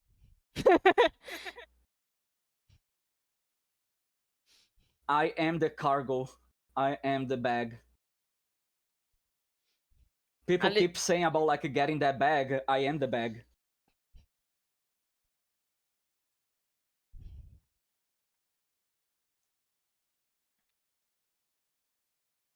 Sorry, if I go back to animals again. I realized I talked about the other animals from my country. I figured it might be more interesting to talk about the animals in your country, Brazil, because I'm sure you have much more exciting animals to talk about. You have artists big enough to eat crocodiles, apparently. I'm going to be very sadly sincere with you, but I have not gone to many zoos. Most of my experiences with animals are animals that come around like in the wild when I used to go camping with my father and his friends. But ever since the Fire Nation attack, we have never done that again, and I just don't have like that many stories anymore, sadly. However, I do have the story about how like at one point, like when we were like camping, someone did caught a snake that was just like hanging out like close to us, and we just like fried and ate it. Was it like a venomous snake or just a regular ass snake? We had no idea. Oh. We just grabbed the snake. Oh, snake. Wait, seriously? Yup. You guys fucking ate a snake, not knowing what venomous not? I mean, the snake was there. What were we supposed to do? Waste food? Okay, fair enough. Also, because the snake is venomous, not poisonous, you just need to cut their head. Oh, right. I just know that with some snakes, they actually will still like if you cut the head, so you have to be careful the head doesn't bite you. Oh, you gotta be careful for the head to not bite you, because the head will still move and bite. Yeah, because snakes' heads will actually still move even if you cut the head, because they can still just like movement. Yep, they're scary little creatures. They're scary little guys. Uh, Like, peop- you thought you killed me? No way. People wonder why snakes are your most common animal phobia. Yup. Actually, I can't remember what's maybe a theory I read somewhere. I don't know if it's true or not. Apparently, the only reason we humans can see so many colors is just to fight mechanisms to fight against snakes, because snakes have so many different colors. Honestly, I would not. I would not like think that is silly because snakes do have a lot of colors, and everything in nature is just like a. People used to say like, "Oh, nature is like like a survival of the fittest." No, it's survival like the good enough. If our eyes seeing two colors was good enough for us to survive, I'm pretty sure nature would have left us with only two colors. Yeah. We basically all the dogs only see blue, yellow, different shade of gray. Yep. At least I think so. Dogs are. I don't know. I don't know either. I do know that like fucking mantis shrimp, they see like a almost like double the colors we see because they see like Oh into right, ultraviolet the only and animal that like can see X-ray. ultraviolet or some shit. Yep. That's They see crazy. ultraviolet and in X-ray, and you're like, Jesus Christ, dude! You all you do is punch shit out there. You don't need Yeah, I that. was You don't about to say, need all how the that fuck skill. do you get involved to have that? What part of evolution forces you to have it? Like what forced your hand, bro? What forced your hand? Why are you here? Actually, did you say about mantis shrimp? But no, isn't that the shrimp that has a gun for her arm or something? No. The pistol shrimp is just a guy. Okay. So I thought for a second it's like if it was just like Oh the shit! pigeons. Let's go. One of those presents I got from my cat, but actually did snake. Yes, I made sure Did you my cat eat was. it? Oh my god, that Did you must be eat it? that must be terrifying. Did you eat it? To be fair, in Sweden, I don't think we have many venomous snakes. I think there's only one actually. Honestly, I would just shit myself. Like my cat appear like here, dead snake. And I'm like, what? Yeah, Fucking jump off my goddamn pants out. Yeah. Fucking run away. I just think we live in a country that don't have too many venomous snakes. I think there's only one we had to worry about. We actually don't have that many venomous snakes. We have at best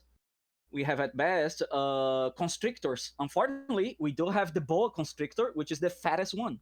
I guess you live in a country that has more snakes. That's more like squeezing animals to death rather than biting them. Yep. Okay. Yep. They Yes, like they're more or a less lot. what we have, but our snakes are tiny because climate. Uh-huh. Yeah, since we are warmer here, like the snake has, the power to, be fucked up and choose like, you know what, today I'm gonna fuck someone. We in Sweden play ninja on easy mode. Australia is expert mode. Yep. God, Australia with the fuck. Every time I remember that Australia has the goddamn tree that kills you, it just like it scares me to death. Or that one bee that apparently had Lucifer horns. Not even joking. Yep. That's not even a joke for the people who are watching. They apparently you recently discovered a new bee that had apparently horns like a devil. Yeah, it's the devil bee. It's amazing. She's just a little girl. He's just a little guy. Apparently, the only reason they got named Lucifer is because the scientist has a dog named Lucifer. I'm just like, I'm sorry, what? Yeah. No, it is amazing what kind of shit scientists name like random animals just because they want to make a homage. We now have a protein in our body that is called Pikachurin because a fucking nerd was also a scientist and he decided to make the Pikachu reference. Yeah. The thing is, this is a protein responsible for like the control of our synapses. So Pikachurin literally works with electricity. Oh, so it's very infused, not just random shit. Yep. Can I remember? I forgot the actual name of the actual animal. I remember it was like one bug that discovered the one decided to name the after Digimon for Digimon because of Digimon nerd. I was like, yeah, no. If you're gonna name it after Digimon, at least name it after a bug that's like a dig. You should know why not. God. And it's very generic name to be fair. Just dig monster. Most people outside of it are not gonna know this. It's like it's more subtle. I love / hate the fact that like due to fucking Undertale, people learn the scientific name of the urban cockroach because her name is Megaloblata longipenis. So people say Megalovania long penis. I didn't know that actually. But then again, Now you do. I'm not played it because I have a cousin who spoiled the True Path's ending against my will. No, I don't blame you. Like the same thing happened to me, but like with Evangelion. I Ah. absorbed the whole fucking thing like through osmosis, like through spoilers and everything. So every time someone says like, "Oh, you would love watching Evangelion," yeah, I would if I hadn't get it spoiled by it like 7 times over. Oh yeah, there was also the Son of the Hedgehog Gene one.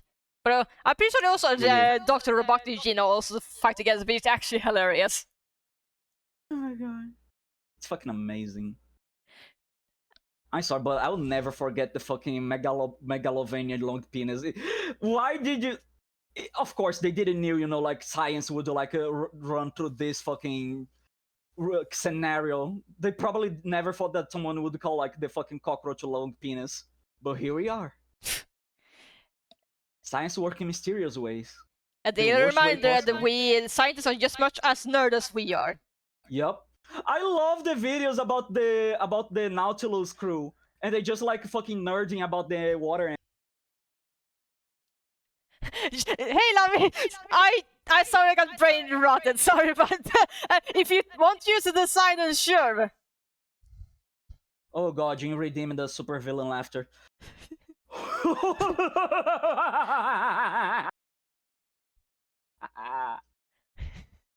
You got brain rotted. I'm hoping you guys have fun with Nightwing. Hopefully the game doesn't give you too much trouble. I hope you guys won, because if you guys didn't win, I'm gonna ban you.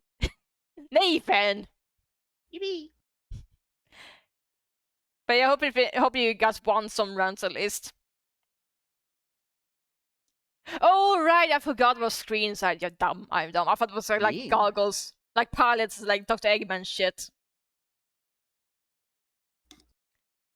But I think no, you know what? Fuck you, Lavvy. Fuck you, Lavvy. They're goggles now. Nathan, goggles. Don't be mean.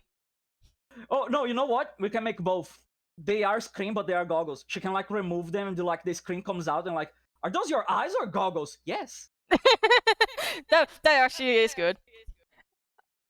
Why are you fighting me with Jin? Why?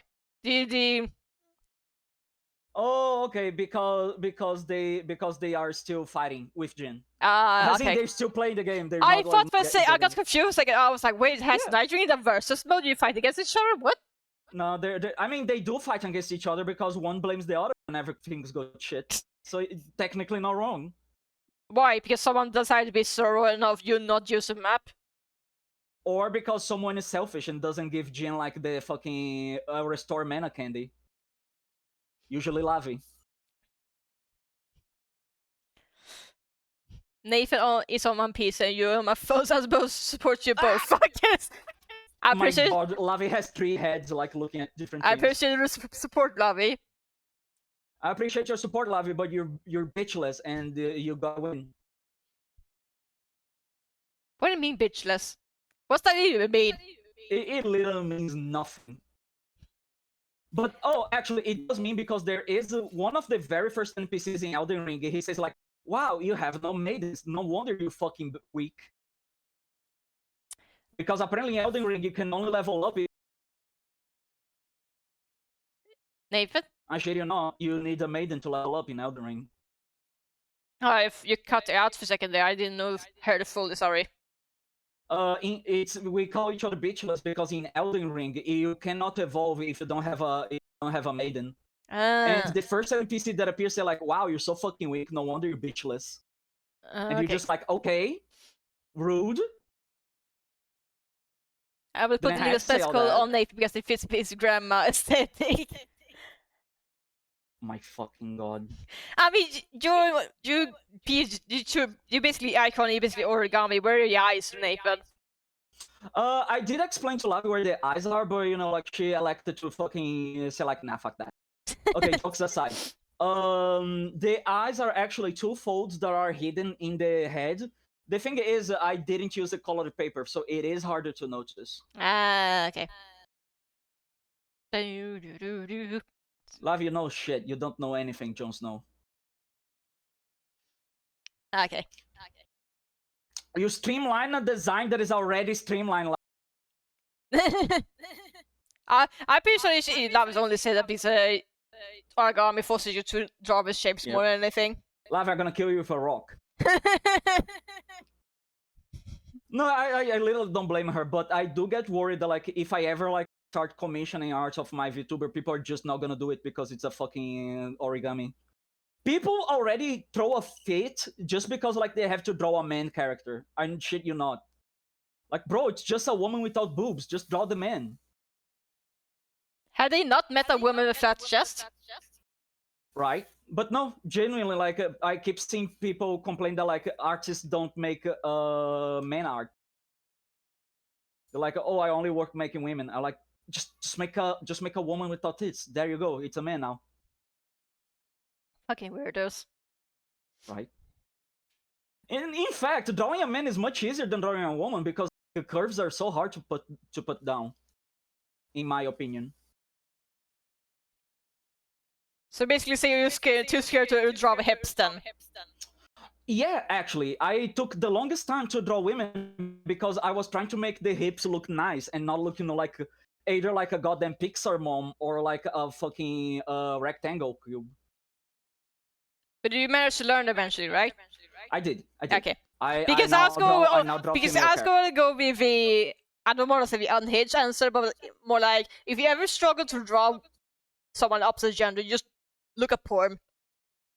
Oh No, no, don't worry about that. Don't worry about that. I haven't. And I don't say as a joke generally. If you struggle to draw Yeah, no, people bodies, I you know. generally look up a porn. Nobody's gonna shame you for it. Even manga artists like Dragon Ball Z. Yeah, What's no, this here? people. Even he looked at a porn.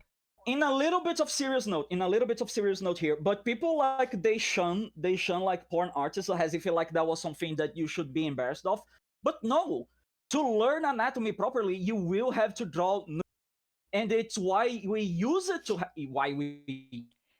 use it to have something called the artistic nude. But people Someone cannot turn off the sees, part of the brain that sees the nude as erotic. yeah. Someone is confused in the chat. It's like this is not a unique thing. It's even back in school, like in middle school. I think I actually look up as like body anatomy books. And sometimes I believe shows are making bodies, and sometimes I will just look at them just to try to figure out how to draw a man body because I didn't know what man looks like. Sometimes when you struggle, you have to do is like I don't know what You to just say. gotta bite the bullet. Yeah. Basically, thank you.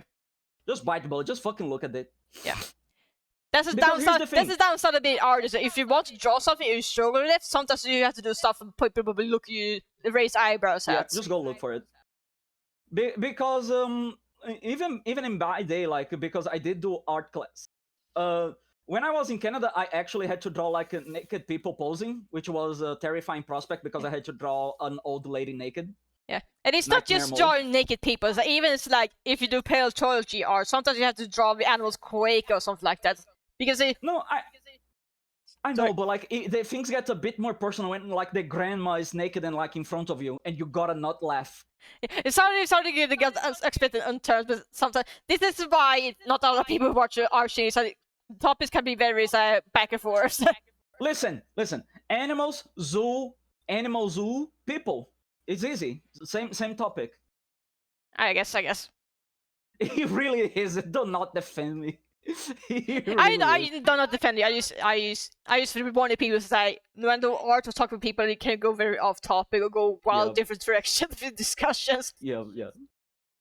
Oh my god. It was the funny. That day was the funniest day because you actually that is one thing that I really liked on my teacher. Because I only had to draw like a naked body, which is just like living art. Dead art is like objects, and living art is like live people. Our teacher said like, okay, everyone, we are going to draw artistic nude. If anyone here acts like a fucking child, everyone will be banned from practicing with artistic nude, and it will be your fault. Capiche? And so everyone was like in the best behavior, right? So one of the things you had to do, it was not laugh. It was supposed to be serious. The day it's the grandma, I'm already like struggling. I'm like constantly in the verge of like a fucking laughing fit. And then like the girl like beside me, she drops her whole can of Nanking ink because we had bought like this fucking 1 liter bottle of Nanking ink to make our drawings because it was supposed to last like for a whole semester. And she fucking hits it and like it drops and falls. And now I could not resist. I was laughing. Oh my god. And the worst part is the grandma was also laughing, like, "Oh my god, sweetie, do you need me to help you?" And the poor girl was like desperate, like, "No, no, no, everything's fine, everything's okay." Everything was not fine, not okay. The pants of her pants were like completely inked black. It was a mess, but it was a beautiful mess. Oh my god. At least you try. At least you try to keep a straight face.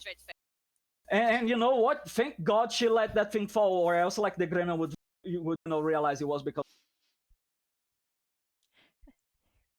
we did had actually we did had a trans person that had made the surgery pose, which was a nice opportunity.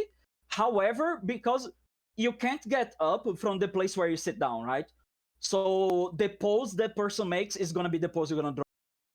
I had the unfortunate nightmare of always getting the ass shots of no matter who posed. I don't know why, and I wanted to scream. I was like, why? Boy, do you mean like you're forced to draw ass poses or you accidentally? No, I accidentally always was where people would post their ass to. And I was just like, why? Am I just cursed? Is this just my fucking destiny? Forced to draw peaches. Forced to draw peaches. Right. But yeah, no, it was genuinely fun. And then I learned like a couple. No, I learned actually from Draxo. Draxo told me that happened like on his college when he was in college for art. That someone was a dickhead. They took a photo of the naked artist, like without their consent in the middle of class. And because of that, there was a whole hissy fit, and now the college could never have a naked artist anymore. Oh, that sucks. That person ruined it not just for their class; they ruined it for everyone and everyone that would ever come after. And now people will never know how to draw a attractive woman. Yeah. It's like that is one thing that okay, listen, as much as Lavi like makes jokes that like I'm constantly horny, but you can appreciate the naked female body, but you cannot be creepy about it. You can look like, wow, that is a good looking woman. I'm going to appreciate it. I'm gonna not be weird about it. People don't know how to do that anymore. People generally don't. Like, if they see a good looking woman, they're gonna act like that is an invite to sex intercourse. That is not how it's supposed to be. I was discussing with some of my friends that are VTubers, right? Like female friends that are VTubers. And we were talking about that. I was saying, like, basically a female VTuber, that is kind of the gala dress, right? You're gonna dress in a way that you want to look like, in a way that you wish people, look at you and find nice. It's your gala dress. It's your formal dress. So you want to look nice. But people, when they see a female VTuber that looks nice, they're gonna say, "Oh, it's a lewd YouTuber." No, motherfucker, they just want to look nice. But people are like too ingrained. They're like, "Oh, if X looks nice, X is for porn." God. And it's a fucking nightmare. It's frustrating too because most people do that because protect the privacy. Some people just don't want to use face cams. Yeah. That's basically the only reason I have PNGtuber, use to protect my face online, generally. Mm-hmm. Otherwise, I would, if I did not care about showing my face online, I would not use a PNGtuber straight up. Mm-hmm. Yeah, but like that I feel like I had to because I work in a grocery store. If people find what I look like, they go to the store. Oh no, absolutely. They not just about me, it's about protecting me, the staff also. Yeah. Sometimes to protect the people around you, you gotta go on the anonymity. Yeah, go on. I get you. But no, that was basically it, right? Like, because as much as I enjoy porn and I enjoy fucking etc. Haha, Nathan is horny. But because like there are people that don't know where to draw a line, where to actually like enjoy something, they ruin it for everyone. Because here's the deal. I follow a lot of porn art like accounts on Twitter, and they are the account that will most likely go out of their way to like protect someone's safe space. Well, like some of those like pinky, ooh, I'm such a pretty ooh princess girl, are like the most toxic fucking creature ever. Like, Jesus Christ.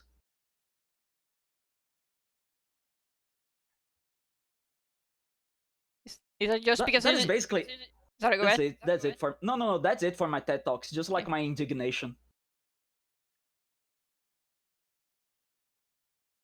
Because people keep acting like, oh, this is a porn artist. Yeah, they don't deserve their point is mute. They don't.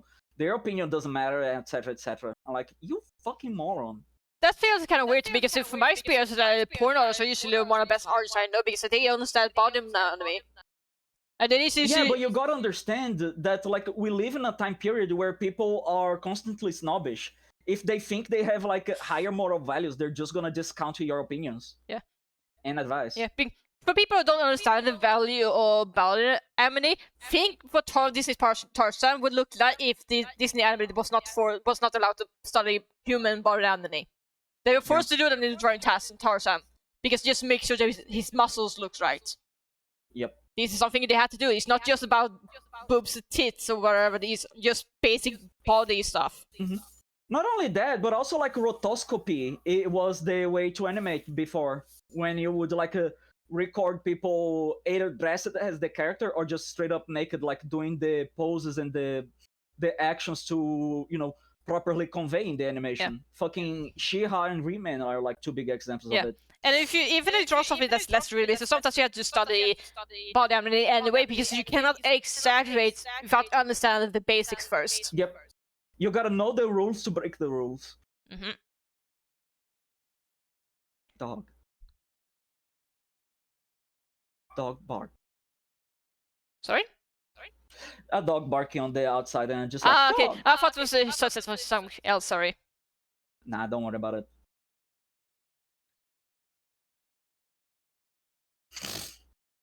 God, I haven't put way too much effort into what was supposed to be just a reactive icon for Lavvy streams.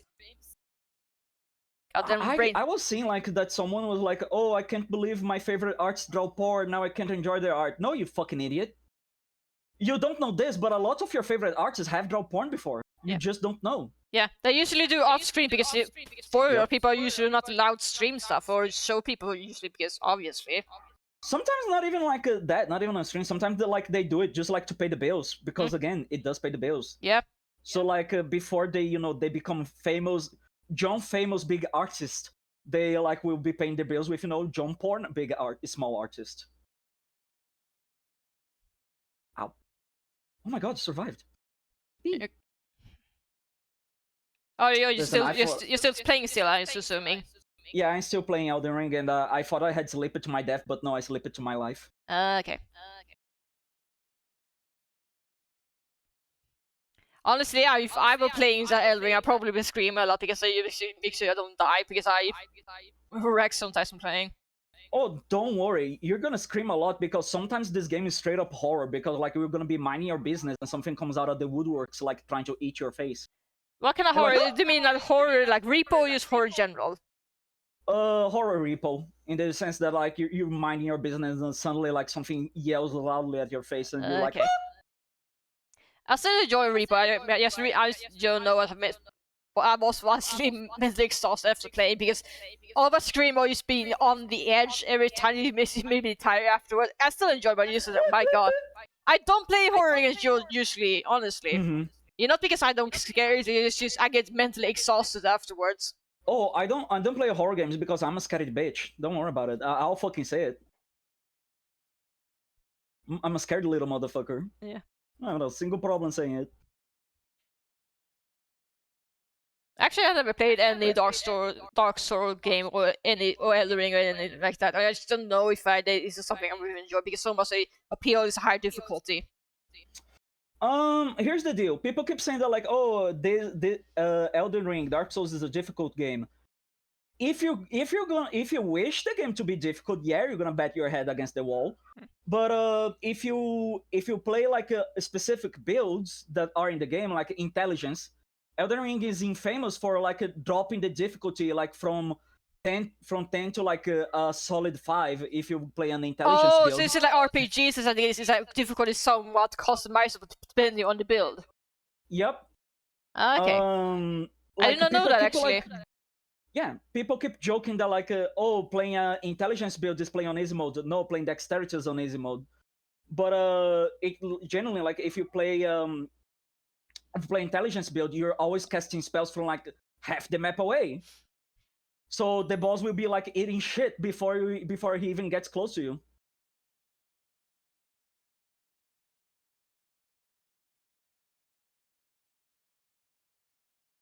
So it's kind of like where there is a will, there is a way.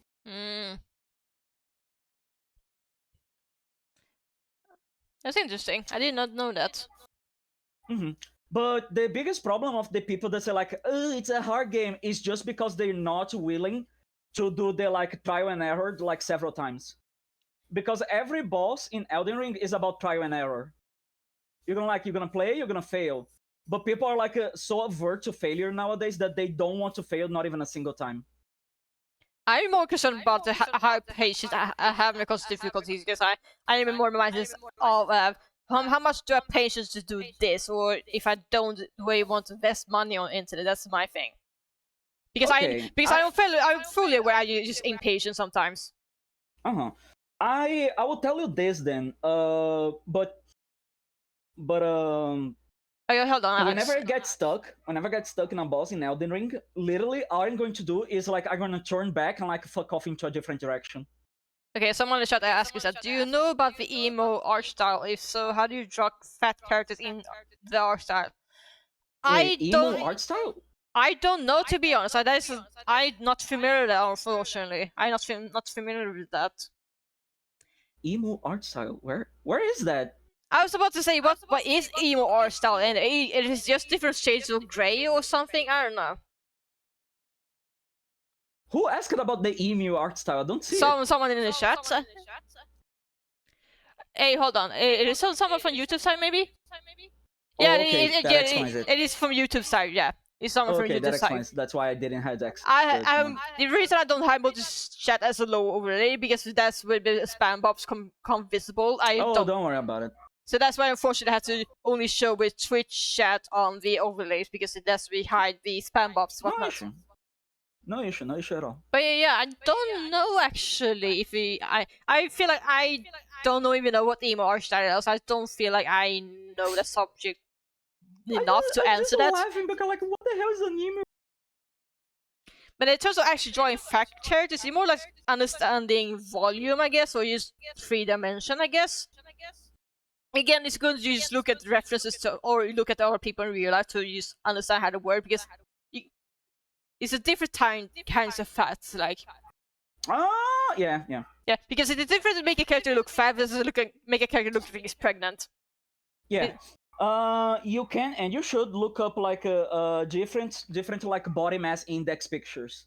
Yeah. If you want specifically how to draw fat people, look body mass index, because it's gonna show you like a slow progress to the body proportion, so you can like get to your preferred level of fatness. It's also really good to understand like weight also, because it's yeah. Because you gotta understand, like, by weight, like, oh, I want to have like a fucking heavy motherfucker. They can be heavy but muscular. Yeah. So, like, heavy but not fucking. 1 second. Yeah. The thing about the muscular characters is that the more muscle they have, the heavier actually they are. Yeah. Because even if they don't have a beer belly, sorry. Beer belly. They still have a lot of weight just from other muscles, whatnot. So they still have a lot of weight. That's why usually even more realistic take of muscular build usually more wide and less have the small waist. But having big shoulders and small waist, you use cartoon stuff. Is that usually the muscular people is like bricks. It's the difference between the strongman and Mr. Olympia. Strongmen are actually generally strong, and if you look at their body, they are square. They will have the top very muscular, and like the fat, the belly, it actually has fat, because fat not only stores energy, but it also acts as like cushions for whenever you're using your muscles. Actually, I should grab some water. Give me a second. Yeah, go drink your water. I should probably drink some water too. Alright, God, I actually spilled some water, but it's fine. It's only happened on my shirt, not actually on my equipment. Yeah, don't destroy your equipment. It is bad for your business. Yeah. But yeah, what you were about to say before that. Just saying that like the strongman is actually strong. He's like built to be strong because that's why he has the top full of muscles and fat on the belly, because the belly fat works not just has energy reserves but also has a cushioning for when you're actually using your muscles. And Mr. Olympia. Actually, I can show it. Hold on, give me a second. I actually have a good picture I can use as a good idea how to draw a muscular character, but that still give you a belly. Give me a second here. Take your time. Yeah, I have something in my folders here. It's a character design I was only able to make because of thanks to Chase and Lavi. Obvious reason. Let's see. This one right here. This is a design I did like a year ago, I think. They basically me tried to figure out muscle build for the very first time, and so my goal basically is like a muscular character that still had a good belly. Is like not someone who's muscular but not fat, but still have not like superhero stuff. Yep. And Lavi actually gave me points about the I forgot what the name was, the one of the characters. Yeah, because Lavi's the expert in fatness. I mean, in muscularness. Yeah. Lavi actually gave me an example on the one character from the Bigard Award. I forgot which one. The one that about the Norse myth. Apparently, oh yeah, I know which one you're talking. There's a character again who more or less have this part. That was a good reference point I used for good understand what getting that body type I'm actually looking for. By the way, that is a fantastic anime. Like, if anyone is looking for, recommendations, I highly recommend it. God of War? No, not God of War. The anime about Norse dudes beating the shit out of each other. Okay. The name like escapes me, but I know exactly which one she's talking about. Okay. Yeah. It doesn't help that now the only name that comes to my mind is the fucking name of the character from Fear and Hunger. But it is basically why Juna trying to learn how to muscle for the first time. I was surprised to get so many compliments to Lavi because I thought it was gonna get roasted pretty hard because she knows she's expert or whatever. But my first ever sketch I did for this, she was basically like, "You're doing wonderful, sweetie." Oh my god! It's basically You're doing wonderful, sweetie. It's basically supposed to the gift for basically a woman saying that. So I think if she only Lavi is a genuinely artist because she will not act with like disdain nor like arrogance to anyone that is trying to learn. Yeah, I basically spoke to her specifically about the learning to get better drawing muscle because I feel like she was most knowledgeable person in the server. Definitely is. She's the crazy lunatic about muscles. Yeah, if you want to talk about artists learn that very about drawing muscles, ask Lavi generally. It's like if you're interested or just get better learning drawing muscles, just in general, she's your person. She's more happy to do it. In fact, like she'll take her damn mission to make you draw better muscles. She maybe call you a bitch, but when you do some affectionately. She does it out of love. She calls you a bitch out of love. Don't worry about it. Yeah. The one thing I know about Lau is that no matter what insult she throws to me, none of her insults will be as bad as the people I got from people in real life. Yeah. Honestly, the more I learned, the more like, goddamn, you really had it rough because you were with a lot of people that don't. I was gonna say don't understand, but it's not even that. They don't care if someone has different opinions or like a different point of view. They just want you to accommodate to theirs, so they won't even listen like to what is your point. I tried to be open-minded because that's one thing I was for very hard time to understand growing up. That's a hard lesson I was forced to learn for many years. So when you accept that just people were allowed to join things I don't understand, and sometimes that's okay. Still, like that's so fucked, man.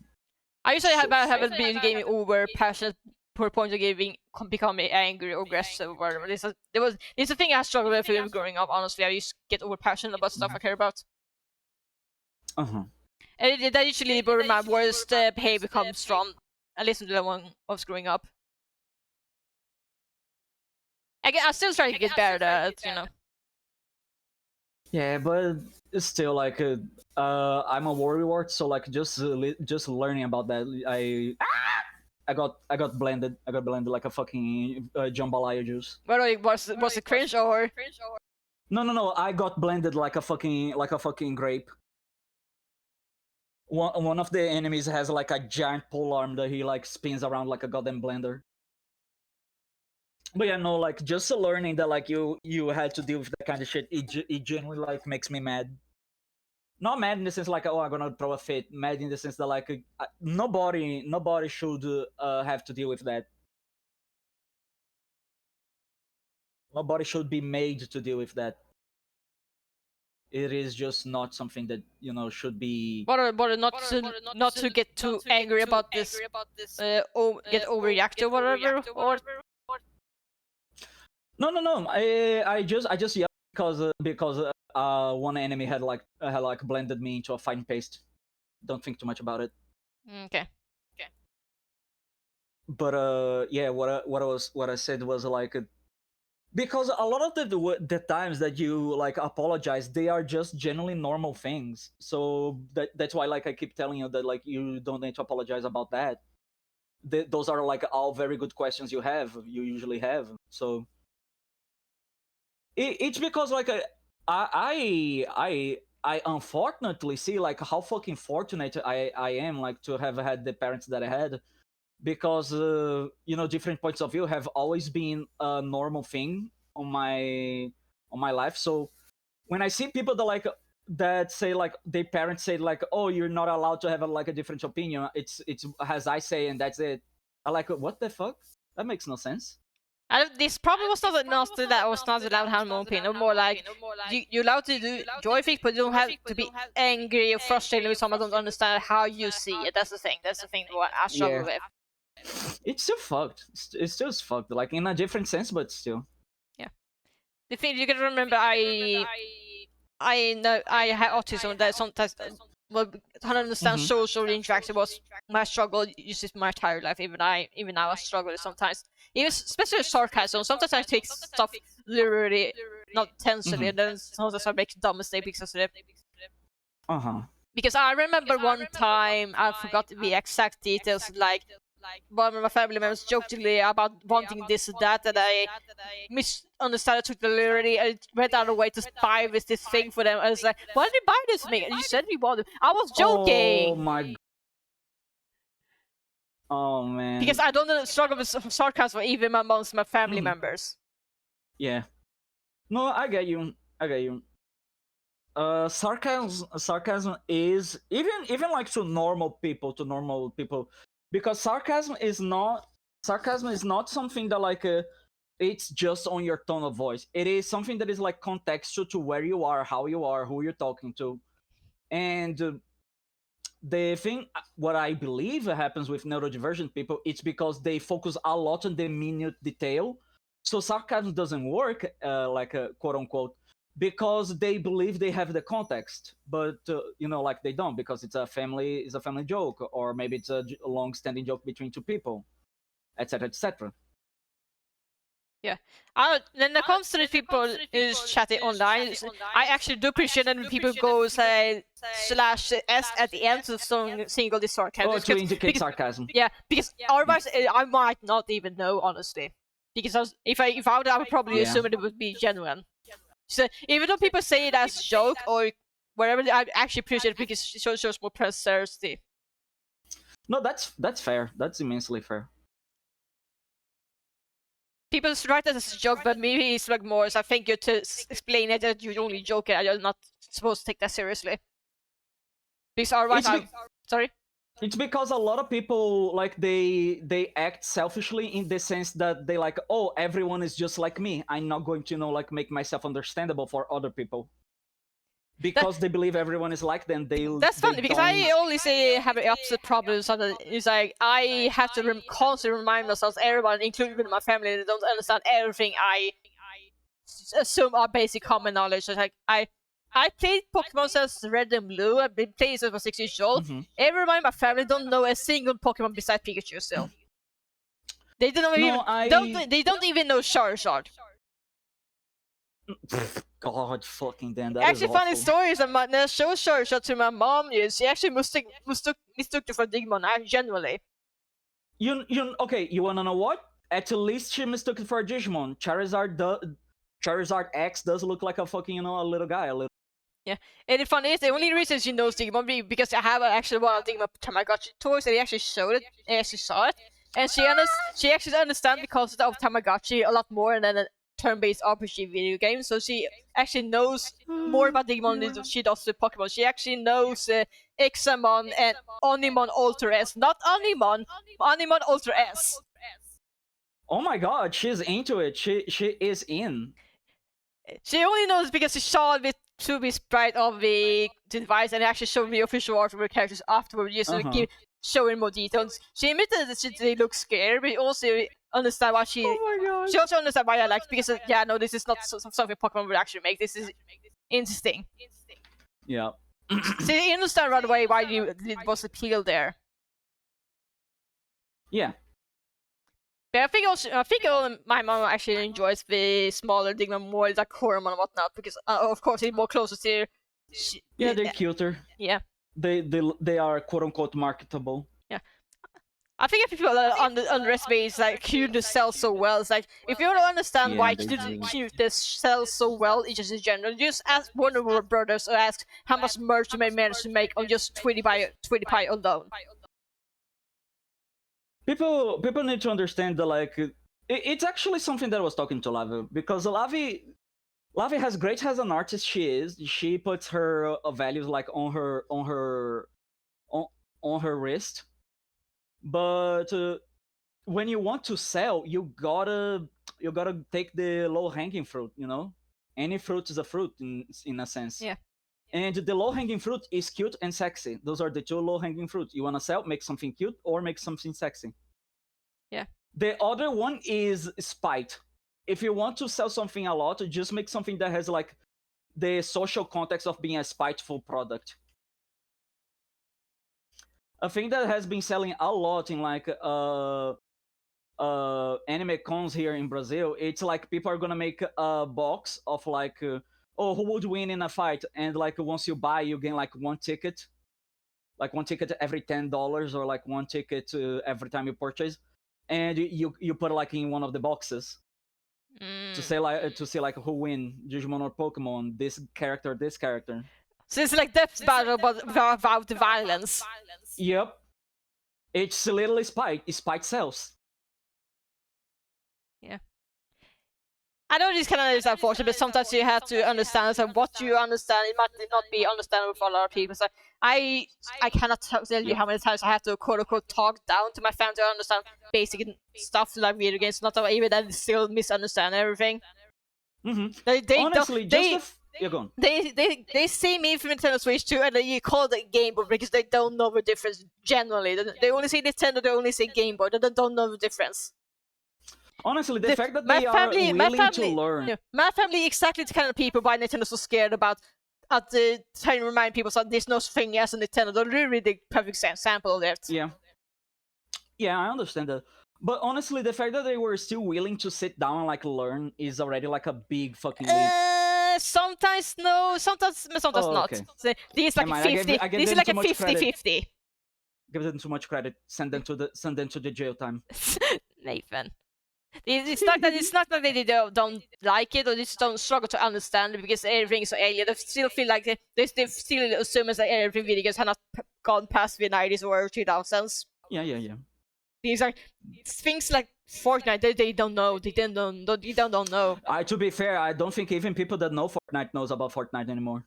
I think it's completely its own like fucking beast. Yeah, but seriously, I don't usually play games that's not.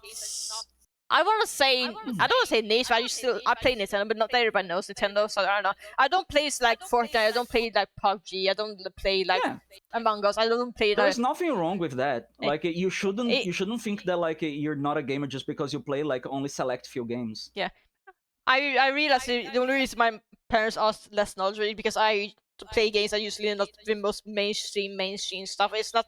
It mostly boils down to just not my cup of tea, nothing else, just coincidence more than anything. Yeah, and that is not a bad thing. Yeah.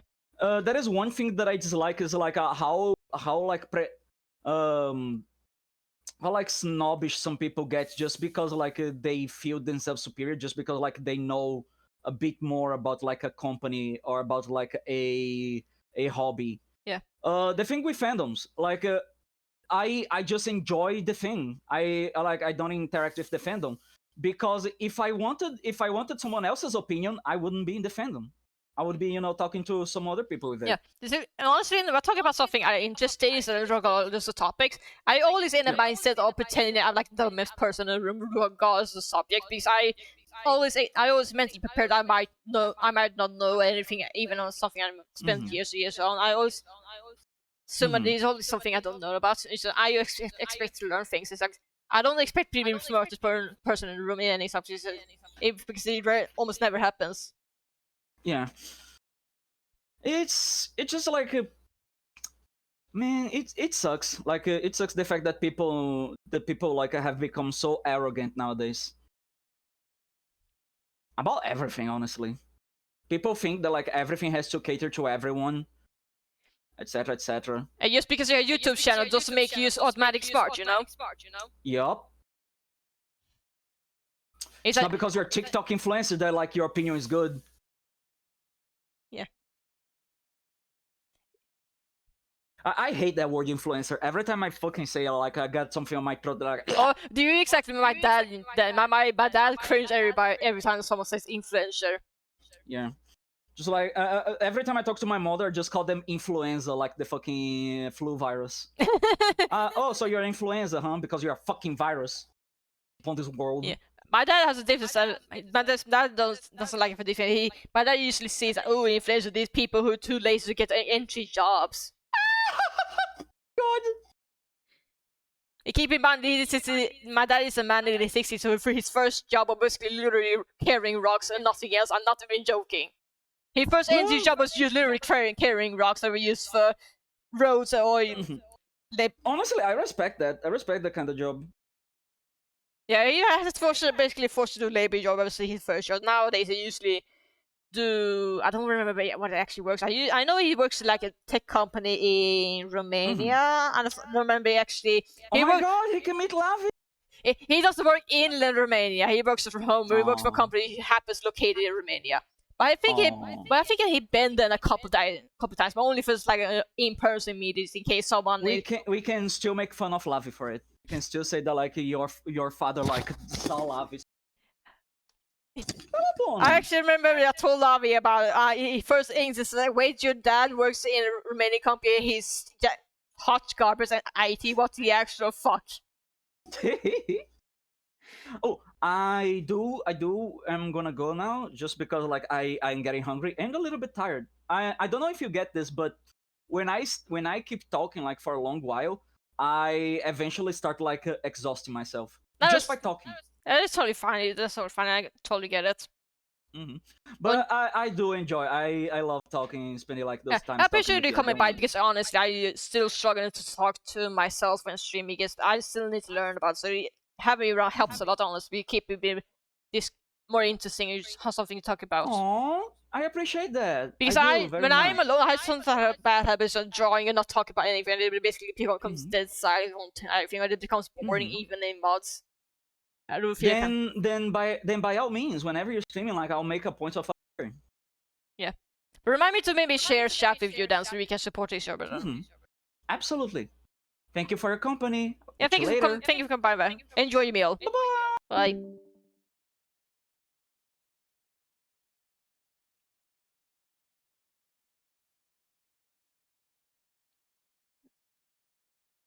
Don't know if I will be finished yet, but we'll see.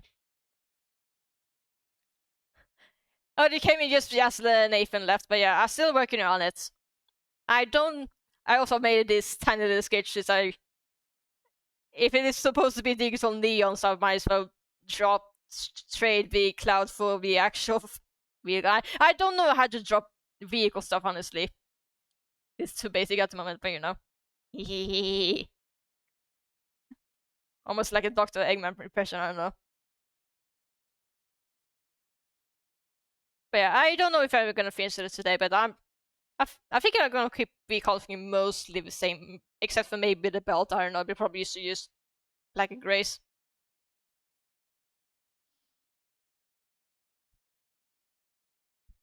Yeah, I did not tend to, but it just accidentally turned out that way. But I was thinking is like if my PNGtuber became like digital Neo and stuff, my first thing is what's gonna happen with Dream Cloud? I cannot use be like vehicle something. At that point, it'd be like yeah, it was just Dr. Eggman shit.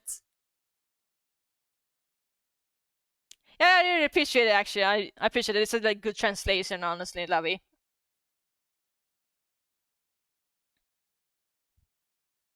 Because having just the same design but the color outline would not be the same, honestly. The fact that it bothers you with extra amount just redesign the characters just to fit the SI is honestly super rad. That's like, God, I need to actually draw the icon for reactions for you guys as well. I just need to figure out how to place it on the screen because my first instinct is having it maybe have your. I don't know if I'm able to create a GIF or not, but if I'm able to GIF, I maybe can draw your PNGtuber just like do some muscle training in the background or some shit while when you're not talking, only talk, and then you move your mouth when you stop working out when you're talking. I don't know. It's gonna depend if I'm able to make GIFs or not translate to Reactor. Let's see, because I think it's possible to do that. I think worst case scenario, I may have to use like simple PNG files. I don't know. Or maybe I can use draw you drinking coffee. I don't know. You still drink coffee, right? You don't fall asleep from that.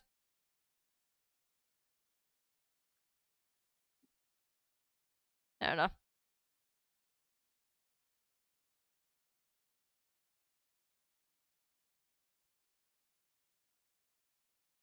I talked about this earlier, but I'm still debating if I ever should do video editing live on stream. But I'm not sure how super interesting it would be to watch, especially considering there might be the potential spoilers for the video to videos I make. But I don't know. Something to think about. Like, would people actually watch live on stream me editing, do video editing on the replay video? Because I'm not totally sure. There would be one way to give people preview, but I actually had to post the videos on YouTube as unlisted every single time. I don't know.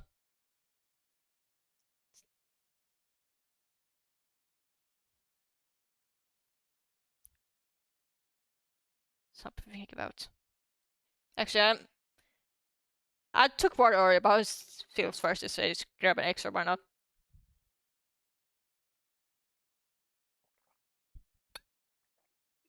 Here we go. Making sure I don't spill the water to my equipment. You don't want that.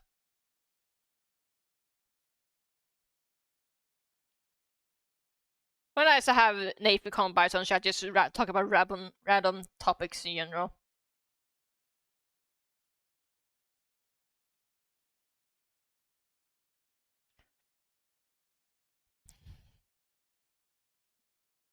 Let's see. Oh,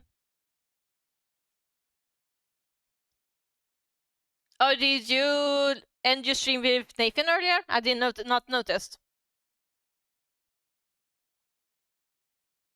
Oh wait, because Nathan left. Right. Actually, is Jin still alive? I think he's still alive. But I don't know if it's necessary to have collab with him because he cannot interact with me or you guys since he uses PlayStation Store to PlayStation 4 for streaming and not OBS. I think it is. I think it's fine. I think it's fine to leave it. I don't know.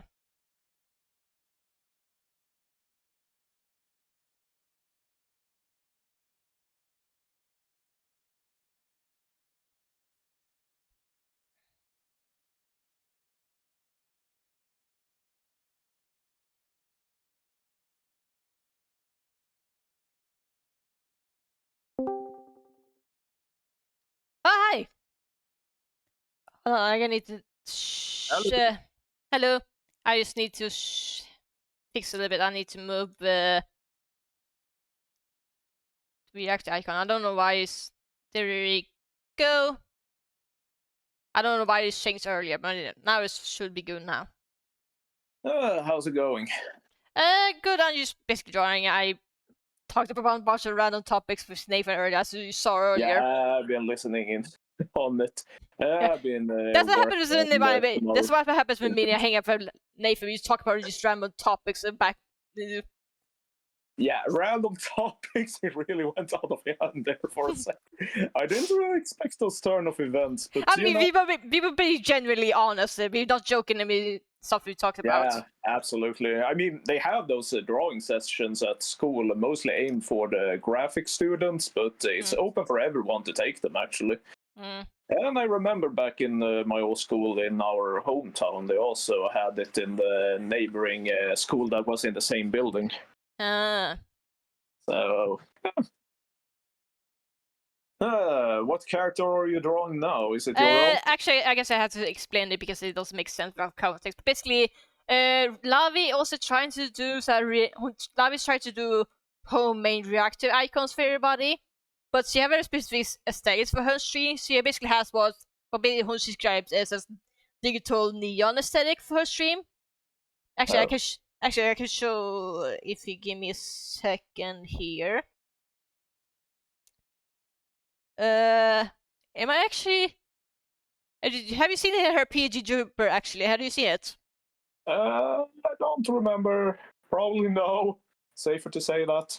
Okay, so basically, her PNGtuber basically a digital neon dragon that's loosely inspired by Bakugo from My Hero Academia. My Hero Academia in terms of character design. I can't. Oh. I should know she showed it on the Obvious channel, but I don't know if she showed it in my server. I guess I'm gonna show it to you. I assume this is fine.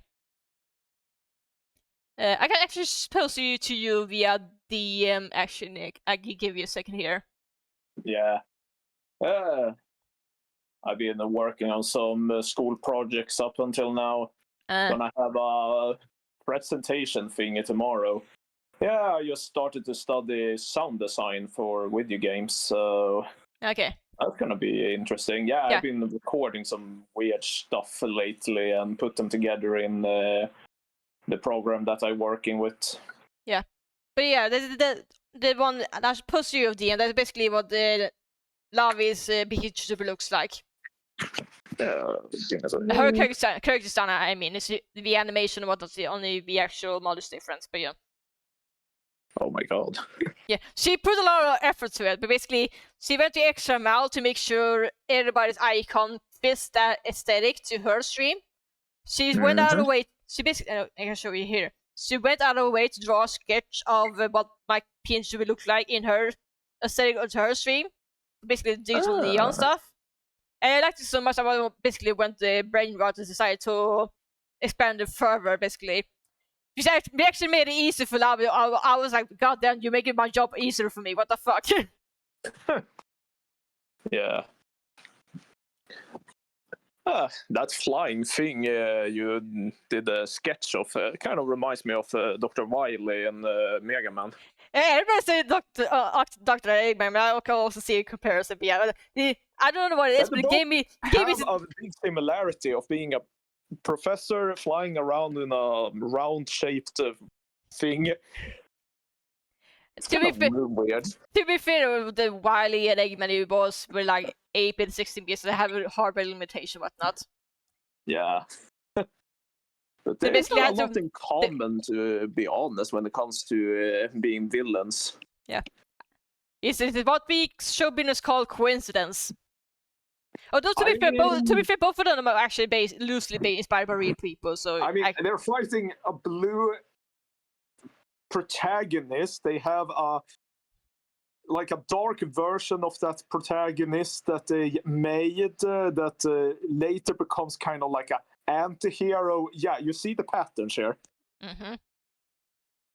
Again, coincidence happens, and it's not just and then they both villains are actually loosely inspired by actual real life people, so they're also that considered. Absolutely. Based Based on actual scientists, actually, if I recall correctly. Yeah, I mean, it tends to happen when it comes to game design.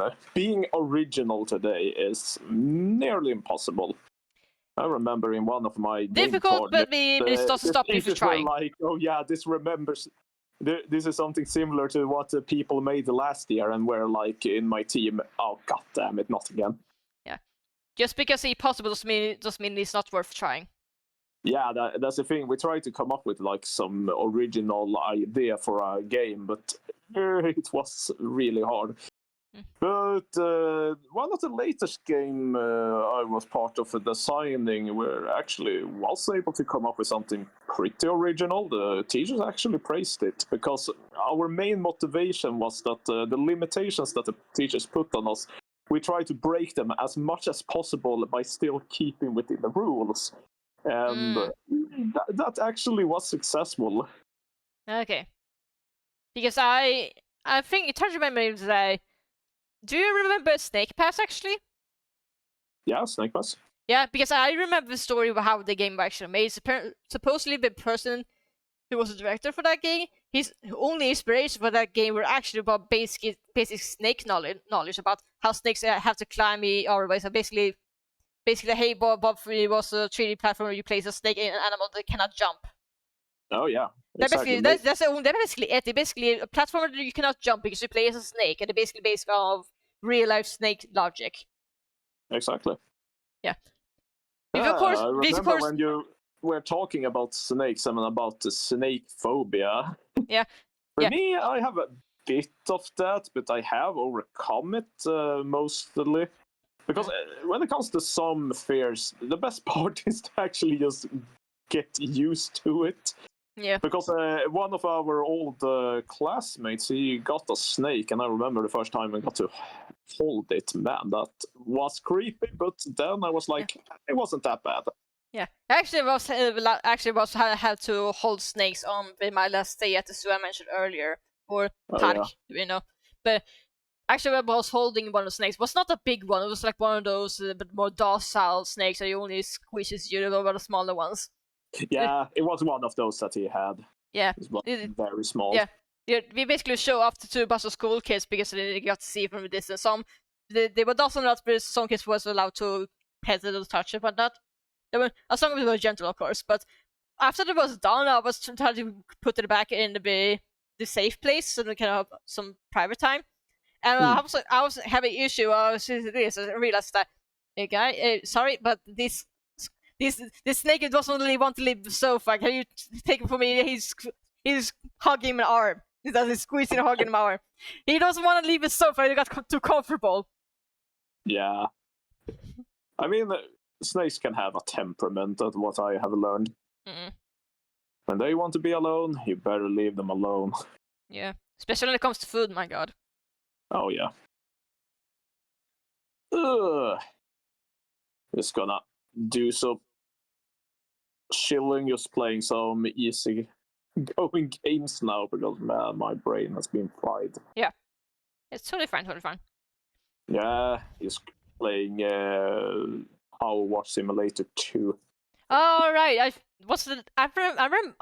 actually only discovered that game because Sakura actually showed it in one of those topic videos. They actually showed it in the first game, I think.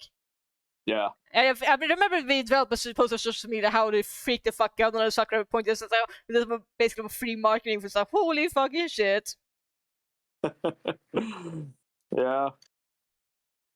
Because how often do you imagine me being that one girl when they in games where but you make it just random in the game something as big as Sakura promise like, hey, this game is like, it's like, oh wow. I mean, the biggest problem now when you're studying video games is that you start to overanalyze every game you're playing. Like, how did they do this? How does this function work? And even now, when I'm starting to do sound design, I start to think about what am I actually hearing? It's kind of the negative effect you get from getting to know stuff a bit too much on the inside. basically what it is basically said is that there's a difference between playing a game versus actually making one game. Mm-hmm. I mean, the game is pretty But I've satisfactory. also been told that supposedly playing quote-unquote bad games is actually a better way to learn about game design and actual good games, because they basically magicians and just fail to hide their cracks and whatnot. Absolutely. Because that's also the thing people say, like, you learn best from failing. A step back is a learning opportunity. Which is annoying why Sony decided to delist the Concord after the film, but even though they probably deserve to be preserved, you know? Yeah. I mean, of course, it can be frustrating, but it is what it is. Oh. Let's see. Hold on, give me a second. I need to stretch my back a bit. I realized I should have probably done sooner. Yeah. It's not good to sit still way too often. Yeah. I know you're supposed to only do a maximum of 2 hours, but honestly, I forget sometimes. It's a bad habit I need to work on. Yeah, I get very tired after just a few minutes. I have this problem often in class that I can start to get sleepy if I don't get to move in a long while. Mostly because my blood flow just doesn't want to work. For me, more like I need to be careful on my back, because I need to also be careful while working. So it's just a job and a hobby that I need to be careful about my back. So, you know, I think about long-term stuff. Yeah.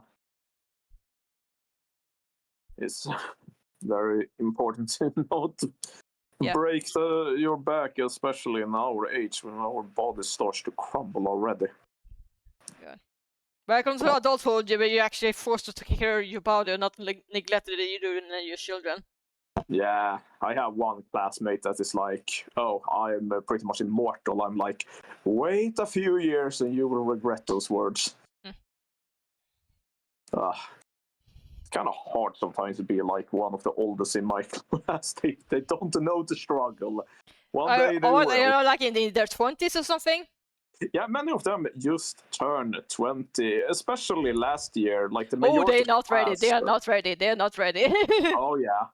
I remember one of the youngest in my class was around, I think it was a lot of rumors how old she was. Some said that she was actually 17 and some said that she was 18, but later on, yeah, she was 18 years old. She was from Vietnam though, so I mean, they have a different system with their schools where they pretty much get to university much younger. So okay, very interesting.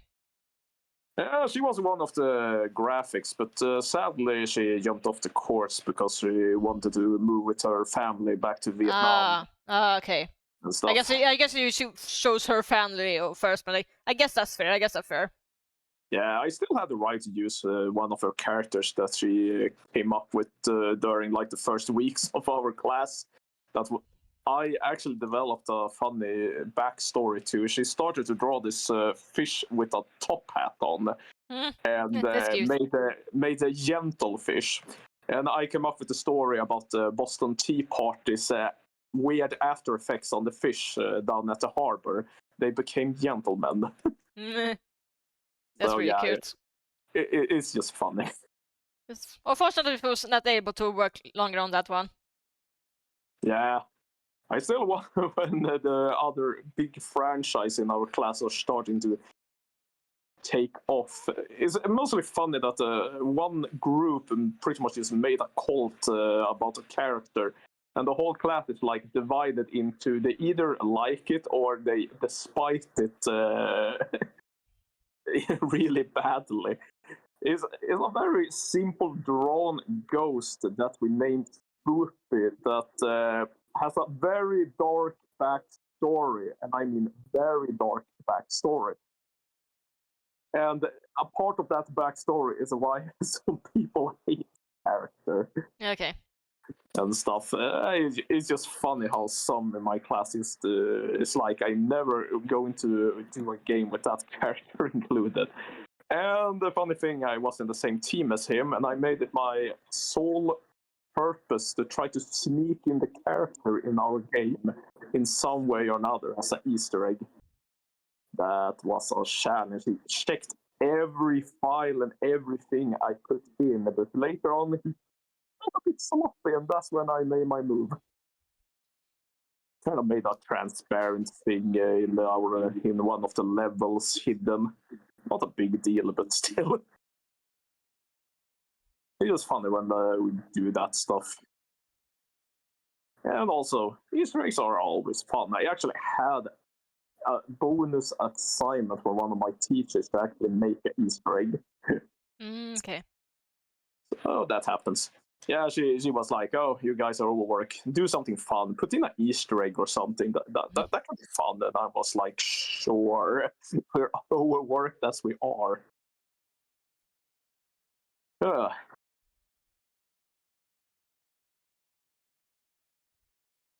I see in the future in one of the bigger projects I'm gonna do what I'm gonna put in. Who knows? I maybe put in something you may not expect. Yeah, it's good. I think don't forget to contact with your workmates and don't come road supplies and whatnot. Yeah, of course.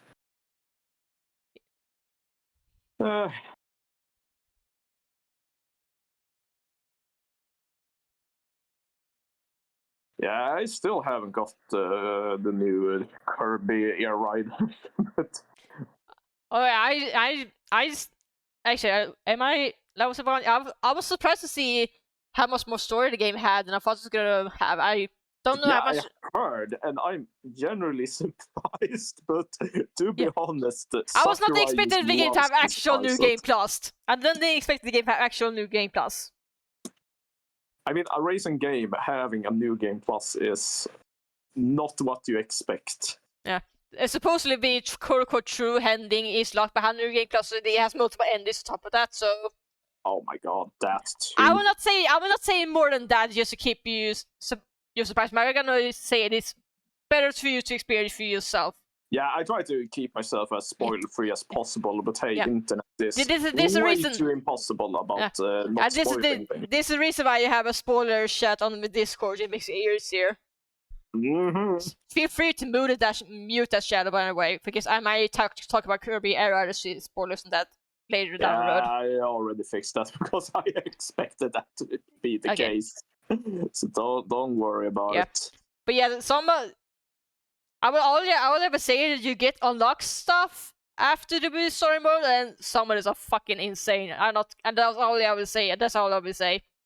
Is that you lock something, and after beat story mode, if you falsely assume, oh, this could be like this, that, then you do it in a multiplayer mode. It's like, no, it's not like that. It's not like that. Oh yeah. Also, I heard about the controversy that is the custom designs people are putting up. Yeah, when people are given creative freedom, of course they're gonna be creative about it. It's like Nintendo refuses to admit that people are horny. That too. And I don't mean as an insult, it's like people just do that in general, so it doesn't matter what it is. It's more or less, you just have to learn that you can't fight it. Nintendo would never learn that. And just because they forbid it or try to take it away, what do you think people will do? They will go even harder. I mean, it's the typical psychology when it comes to that. If something is not allowed, it's more exciting to do, and you want to do it even more just because of that. It's like the big red button. You tell people to not press it, the people will press it a second and they look away. Exactly. Man, I need to make a joke about that in my future game I make. Is that don't press the big red button, press the big button and the second look away. Yeah.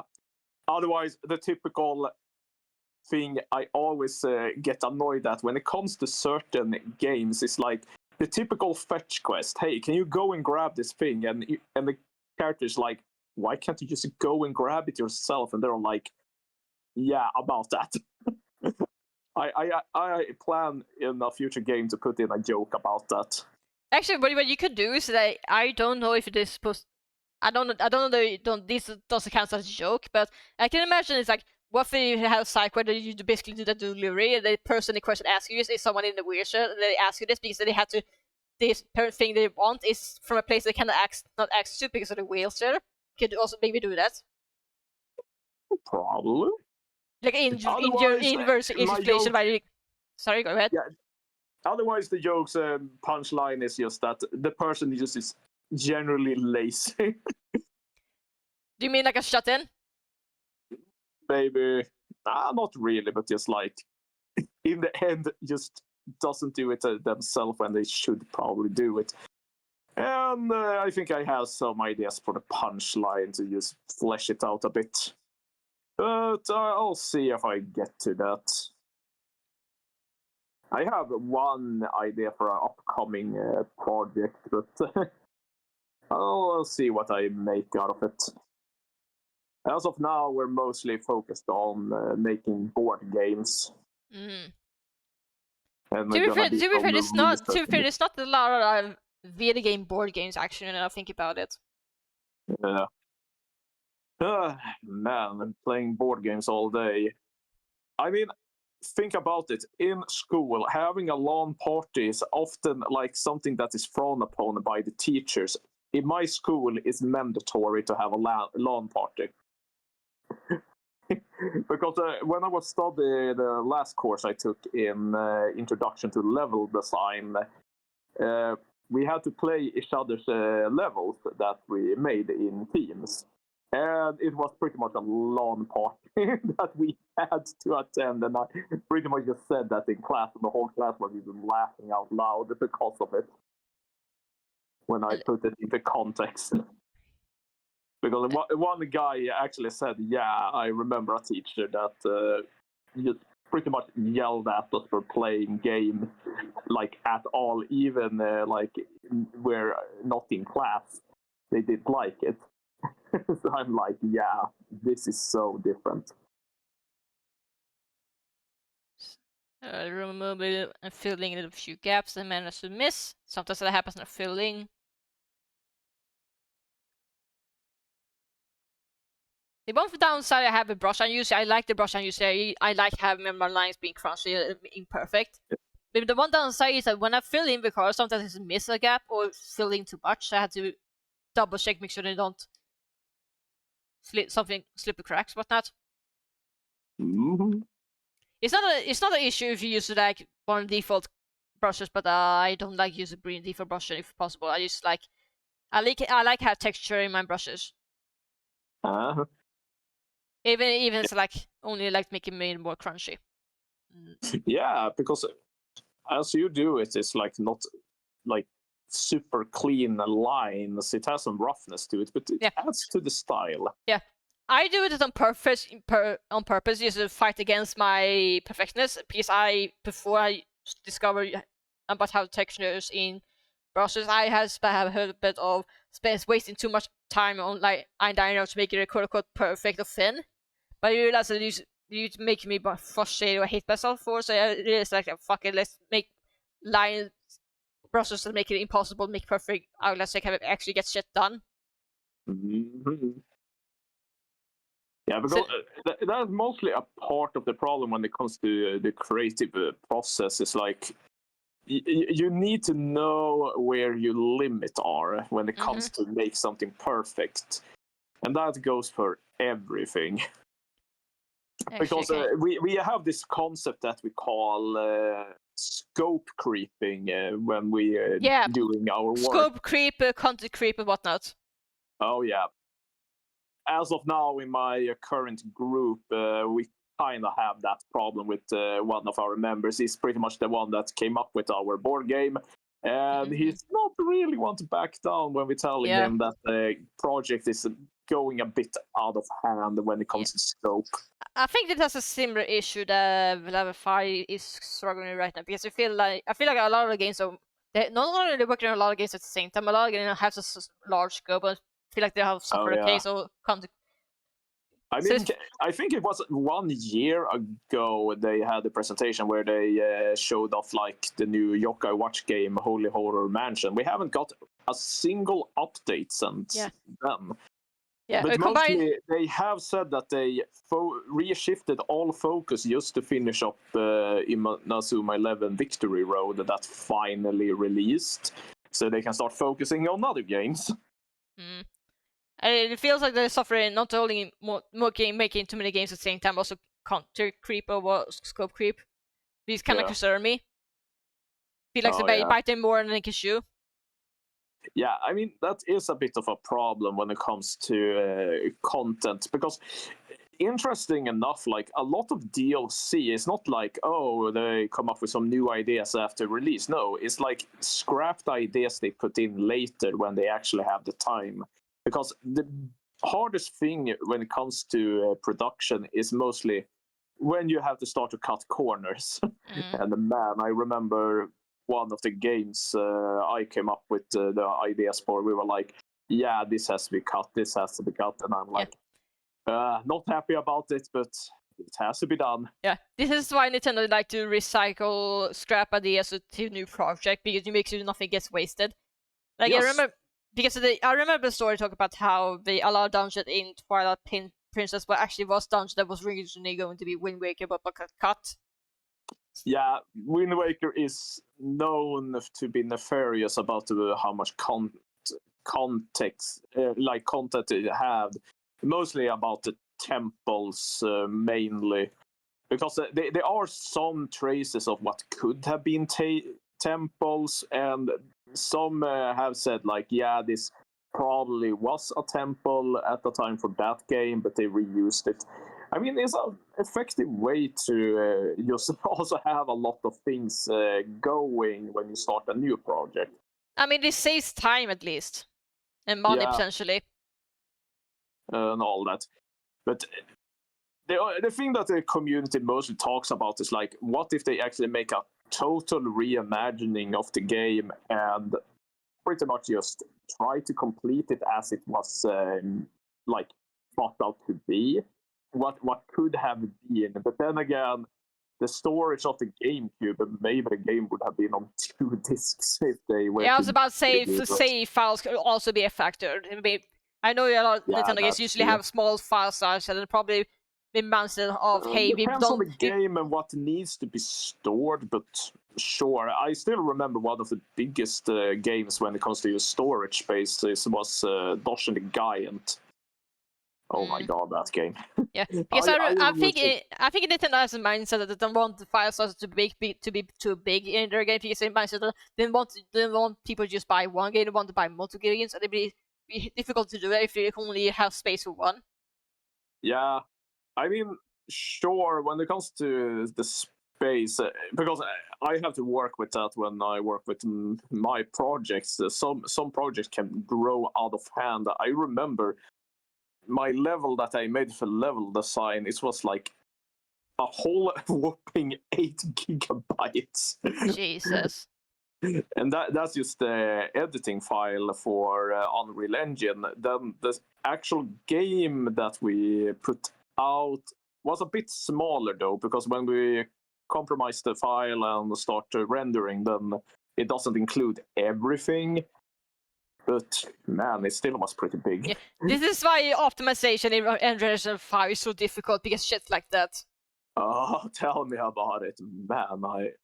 I mean, it's not that bad to work with Unreal Engine 5, but it's a bit of an annoyance. Yeah, that's why I said this was never a bad engine, just very difficult to optimize with.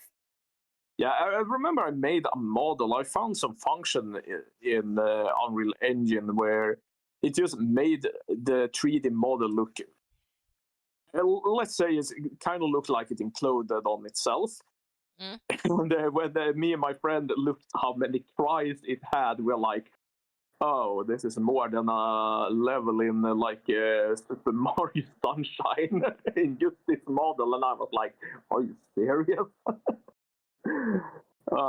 We just laughed at it. But I ended up using that function for one thing, but then I limited it very hard, so it didn't go that extreme. It was perfect making trees, though. Yeah. I know some developers like to go through low poly art style for 3D games. It makes it easier to optimize and whatnot. But I'm not entirely sure how much of that is true. In a future project that I want to do, I actually want to go low poly, like PlayStation 1 and 64 kind of style of graphics. Mostly because it will look nostalgic. The only problem is that the ones I'm studying with are not that into that kind of graphics because they didn't grow up with it. Many of them grow up with the Nintendo Wii, which is like yeah, new, we were pretty old. This is like GameCube Plus, more or less. Yeah, pretty much. I mean, it kind of had the same hardware, mostly just boosted in a way. It was just overclocked. So the similarities between the hardware was not that big, actually, between those consoles, if I remember right. Yeah, because they invested so much on the motion controls, I think. Yeah, but hey, it was a seller. One of Nintendo's biggest success, if we don't talk about Nintendo DS. The kind of reminds me of one discussion I saw one on the Discord servers. It's like, so hey, why come they have issues with the Wii? Why come they don't fix it, or is it like reimagine it? It's like, yeah, they did. It's called the Joy-Con. Yeah, it's kind of interesting how they have done the Joy-Con 2s now.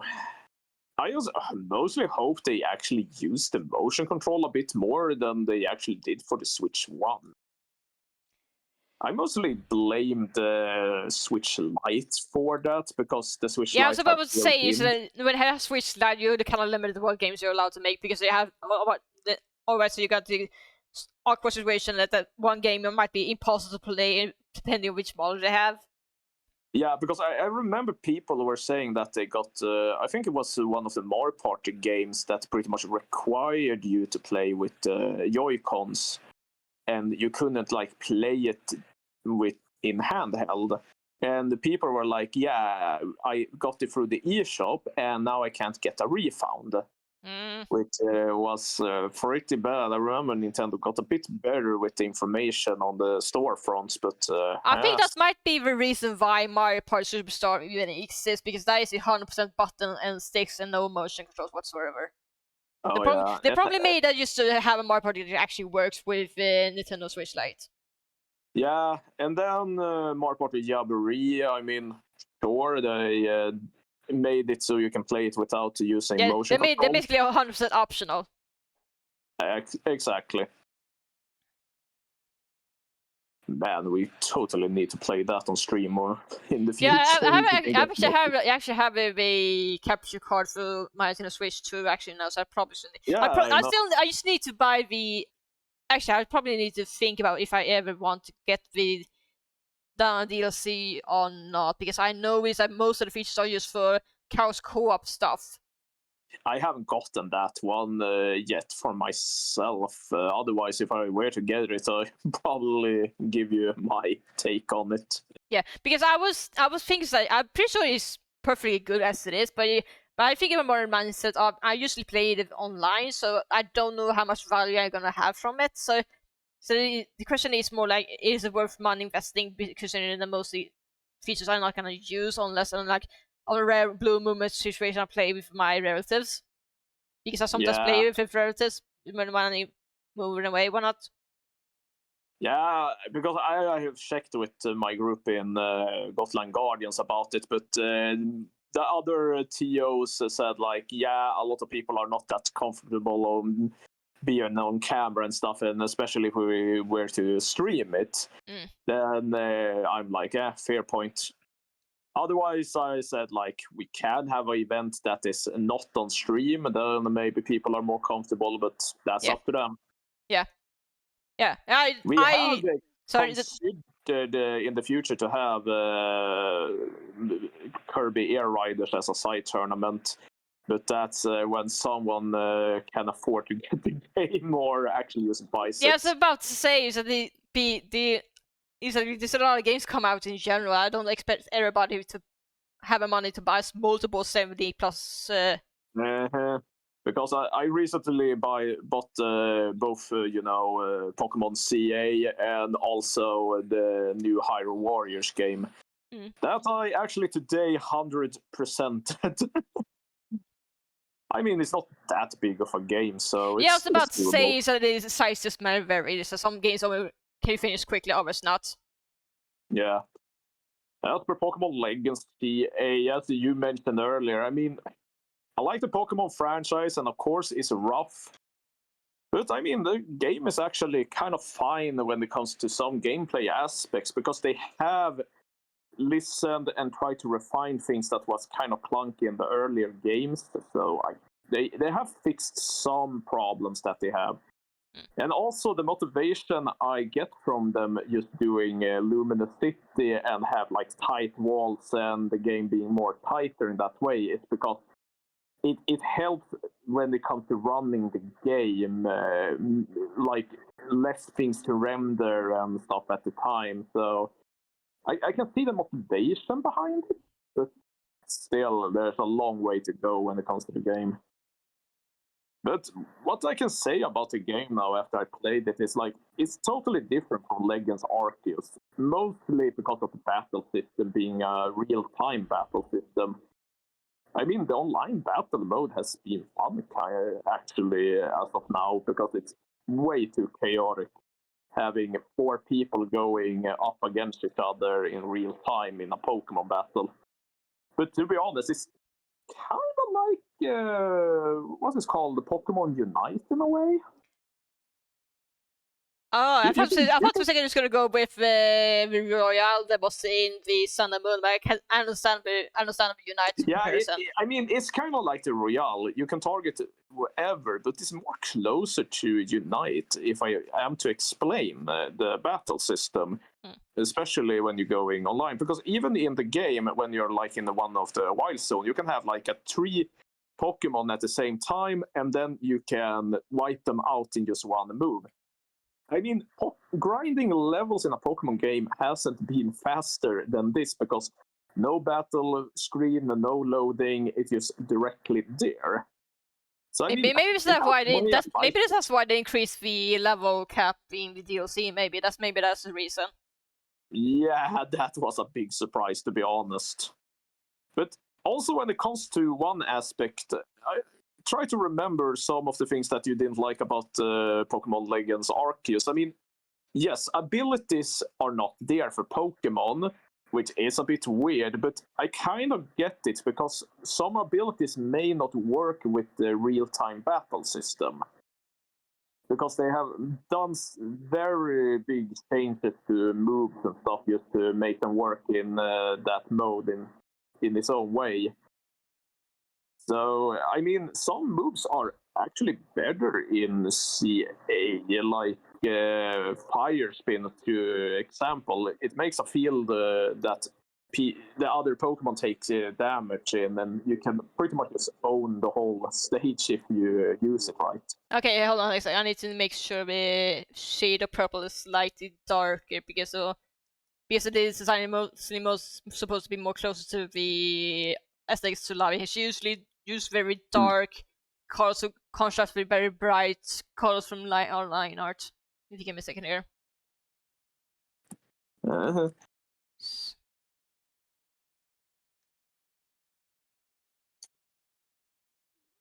Maybe I should use the same with the shade of pink, just so don't blend too much with the line art. Hang on, give me a second. Sorry, I just concentrate a little bit. You go on. Yeah, no worries. But yeah, I mean, Pokemon CA, not perfect, but I had a good time with it. Are you forced to catch a certain amount of Pokemon before the story progress? But that's another issue I had. The Legends Arceus. No, they took that away, absolutely. Oh, thank I understand God. why that was kind of... I can agree it was kind of annoying, but they wanted to lean into that thing of, oh, you're helping out the professor to make the first Pokédex thingy. Yeah, I understand in story reason, but gameplay-wise, I really hated it. Yeah. They kind of also the same issue we have if everybody have let Pokemon Leagues go and could not enter Vision unless you just set this and you receive such a quota. I was like, why? Yeah, now it's more of a completion thing. Like every it's just like Scar the Wallet then. Okay, that makes more sense. Yeah, then. It's more like a completion thing. Like each area, you can see which Pokemon you have captured or not, and then you can complete them. So there's still this thing with you're helping out a Pokemon professor and stuff, but it's not focused on complete the Pokédex. It's more like side quest you have. So you have like still you have to capture like 50 fairy types. Jesus. And stuff. You can just go around and just throw balls all around you. Yeah, I just said that. And then it's pretty much just to get some TMs and the shiny charm. So you're not required to do it. It's mostly like if you want it reward, you can do it. Okay, that's good to know at least. That's one of my big concerns why you hold it off for so well. I might try to give it a chance at some point, but I don't know when. Because if it does actually probably when it goes down in price, I would say. Okay. As of now, it is kind of a pricey game for what it is, to be honest. Okay. But I mean, it's kind of fun. But yeah, I totally agree with it being kind of bullshit that you have to participate in online battles to gain the Mega Stones for the Call of Starters. Yeah, that's a very questionable decision. Yeah, I agree. But the same problem with mystery gifts, to be fair, but yeah, I still agree with it. But to actually say it's not that bad, considering the battle system is pretty much made so you can't rank down. I mean, even if you don't win, even if you're last place, maybe even not knocked out anyone, you get points for like, you collected the Mega Charge or some battle items during the battle. You pretty much. I mean, I got one time like negative points, but then the other points pretty much just made it go up either way. So it's like. Yeah, strange that you cannot rank down. That's very strange. Yeah, they don't give you like minus points. If you compare it to like Mario Kart online, then it's like based on your points against the others. If you win against people that has more points than you, then you get a lot of points up. Otherwise, it's based on your placing, and if someone wins over you with the lower points, then you get less. And then it also depends on how much you get negative points. Mm-hmm. So, yeah, I mean, it's kind of weird that they actually chose to do that, because it feels like way too easy to rank up. And also, in later seasons, they noticed that people were annoyed that they couldn't get the Greninja Megastone. That was the first one that was given out in the first season. Now they're like, you have to just get to rank Y, which is like, just participate in one battle and you will get it, even if you don't win. But I actually have mastered the battle mode a bit. I've been building strategies together with one of my classmates. And we pretty much came up with the idea how to beat the meta, because as of now, the meta has been using Cernis. So we needed a good fairy buster, and we came up with, I think it was one of the bug types from Gen 5 that now also has a Mega Evolution, and man, is good. I think I know which one you're talking about, but I let you know. I know Dragonlavvy wants to play the game, but we'll keep it spoiler free. So I recommend not telling which Pokemon got Megas or what the world looks like. Just be safe. Yeah. Because some people, actually still want to play the game, but want to voice spoilers. Yeah, I just tell vague which one. Yeah. If you know, you know, but if you don't, then you don't. Yeah, I just tell that because Lavi is particularly very, very strict about spoilers, about things that she cares about. Now go on. Yes. But yeah, that one has been a pretty big help. Then some Pokemon that we do know from earlier games, like Mega Gyarados, man, it's a good swiper.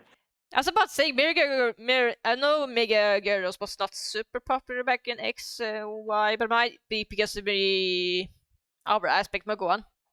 Yeah, in this game, Mega Gyarados is way too powerful because if you teach it to move, Waterfall, it kind of like to make a rush move. Kind of looks like the animation for another move in the older Pokemon games. But I think Aqua yet. But yeah, it dashes forward really fast, and then you pretty much swipe every Pokemon that gets in your way. And think about it, during a battle when two people are trying to duke it out, you just go in there with Mega Gyarados, use Waterfall, and then you swipe them both and get 2 points. Okay. So it's a bit about strategy, because you also need to think about your placing and where you are on the field and all that, and who's trying to come after you. So some moves are really useful for that. So Dig and Fly has pretty much become you're guaranteed to hit them if they try to run away. Okay. Interesting shit. Okay. And then, of course, Earthquake is way too powerful too. I was about to say, when has Earthquake not been good? Oh yeah, it is really good considering. Then some moves are good sniper moves. Mostly, if you think about Ice Beam, you can hit from a large distance and all that. So, but here's the point they have made to balance that. Moves that are like beams or, like Aura Sphere, it takes time for the Pokemon to charge it before it releases the attack towards the one you're trying to attack. Oh, so they have longer animation, basically. Yeah, they have a longer startup animation. But if it's like a physical move that is close, if you take a Feraligatr to example that I've been used as my starter, I mean, I can spam between its moves pretty easily, like Ice Fang and then Crunch directly after each other, and that combo is really deadly because how fast it can just swipe with people just because of it. Yeah. If I ever played a game, I'd probably stick with Securita because I'm grass type biased, to be honest. Of course. I mean, I've seen. I'm not saying just because Securita biased. I like using grass type starters in general, even though those most people would not call it good. The only grass type I'm not using is Superior, but I not played Black and White in ages, and I might have to fix that at some point. And that's one of my favorites, though, mostly because Snivy. Hey, I like the weed. God, yeah, I still remember. Look back, you made so many memes about it before launch, like it was yesterday. My God. Yeah, and then we got Sprigatito. The internal curse of the grass starters to be associated with drugs. I mean, what drug is not coming from plants, really? That too. But it's still weird, the choice of starters in the game, considering it's Yoto starters and then they throw away Cyndaquil. That was my favorite of the Yoto starters. Blame Legends Arceus, I guess. Yeah, it was because of that. And then again, special treatments to almost all the Gen 5 starters except Snivy. So, I mean, the next game, Snivy is so going to get special treatment. Hopefully. And considering they have been focusing on some different functions for the starters each Legends game, I mean, there could be a chance we get the Dynamax in the next game, because some of the quote-unquote information we have says that the Gala region can be in the next Legends game location. Which I would not mind that, honestly. Actually, yeah, because, hey, more Britain. And don't trust the French. No, seriously, I have some French classmates, and I did end up asking them the question, why shouldn't I trust you? Their reason was this: we may unlock a secret ending. Then my other friend just said right out there, like, oh, you mean bad ending? And we were just laughing our asses off. I laughing because Lavi always makes the same use as a fuck with French or something like that. She says that a lot. Yeah. I mean, when it comes to my French classmates, they are very stereotypical French. They have the typical look you pretty much imagine. And I'm like, guys, you're not helping. Do you get offended how people use croissant or something? I don't know. At least they have the right hat. But then again, one of my most trusted programmers is half French, so yeah, but I trust him. So yeah, you can trust the French. Sometimes. Yeah, sometimes. Maybe if they're half French, it cancels out the negatives. Let's see.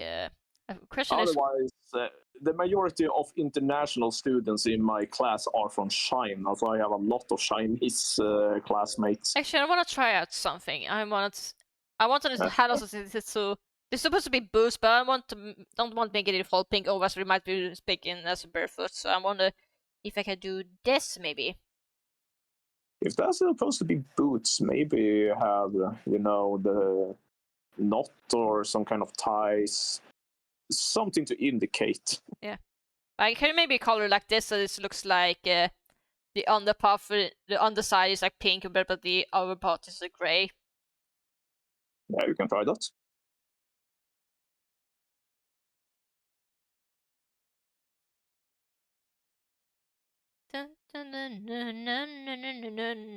Sorry, I got music stuck in my head. As you usually have.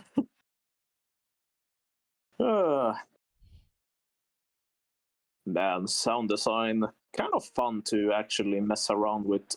One of our assignments was to just record some ambient sound, one for like a sci-fi setting and one for like a fantasy setting. Me and one of my friends, we went to a lake outside of town and recorded some water sounds and stuff. I mean, it was pretty nice. Then the second assignment, we had to record doors. So yeah, we started to look like dorks around the campus, standing by doors with our phones in weird ways to record the sound. It was kind of funny, but I started to learn to do some sound editing. It's actually pretty fun, actually, when you start to get into it. Yeah. A question: what role did you usually have in those gaming development concepts you guys have? Kind of depends on what group I'm in, but sometimes I've been pretty much just a quality insurance guy, pretty much QA. I have been taking service and playtesting. Then I pretty much became the level designer for one of my projects. So I was about to say this sounds almost like a game producer, almost. Actually, now I think about it. Yeah, because in one of the bigger projects that I have done, I was what is called product owner. So I was pretty much the lead producer, and my word was pretty much final in some big decisions. But there was one rule, though: if the whole team votes against me, I have to accept it with no complaints. And that happened a few times, though, mostly when we voted what kind of genre we wanted to do, and they wanted to do a racing game, and I was like, fine, we do a racing game. So yeah, that happened. So yeah. It's kind of like a lead role in a way, but then again, we still have our. Yeah, I suppose you're not a director; you're more like do other stuff, more like. Yeah, it's mostly keeping contact with the teachers, booking meetings, tutoring sessions, that stuff I have to do. But later on, I also have participated in graphics when it comes to pixel art. Okay. I can do pixel art a bit better than few of the graphics. Question: does this look like more proper boots, or does it look like something else? Because I try to draw so it looks more like more like shoes, less boots, and not like barefoot. Yeah, they don't look barefoot any longer, but Oh, maybe some more detail, like something where you tie the shoes or something. Maybe that could help. But as of now, something more could actually help there. Okay. I also just wonder because the kind of challenging part is I try to keep the foot close. Not 100% more closely to what bats really have, because bats don't have normal feet and they're more like monkey feet almost. Yeah. But try to make shoes for what basically is monkey feet is actually kind of hard. Oh yeah. But you cannot have like a zipper over there, or else the thumb quote unquote is blocking the way. Yeah. I haven't been that well myself of doing like boots and stuff for my characters. Many times they have been pretty much barefoot. I have some characters that have boots, but still need to be a bit better at doing just clothing. Maybe can you do this actually? Can you do this? Hold on. Maybe can you do this? I had one friend in one of my former schools that helped me out a bit about how to make clothing and stuff, and also for like the right time era, mostly because I have like a steampunk aesthetic and stuff. Maybe you guys should watch Treasure Planet, I don't know. Pretty much.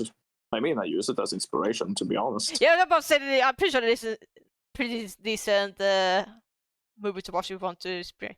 But there are some other games too that I use as inspiration when it comes to like that aesthetic for my characters. Because one of my big things I want to do is actually finally get to make a game with my characters. And to be honest, I have some friends that are pretty sold on the idea. So it could happen. It could happen. The question is this good for now, or do I change for later? Actually, Elavi, are you still here? I know you posted a comment earlier. Actually, I wonder if Lavi is still here. Actually, we should give her some feedback, because I try to color like the kind of like the art direction she has on from stream, but I'm not entirely sure, because I know he has a very specific brush that he uses that basically gives the I don't want to say more like black shaded dots or whatever. I don't know how the right word for it, but I don't have a brush, so unfortunately, so I cannot do it 100% like she does. The clothing that you have on the character kind of reminds me how I was dressed during the medieval week in. But that was Lavi. She basically made the clothes. I just basically colored it in the bottom half. Yeah. So the sketch of the corner the sketch Lavi made. I mean, minus the zipper, then it will just look like those medieval clothing. Oh shit! I realized I almost forgot the zipper. Oh, I accidentally reminded someone about something. That happens to me a lot, actually.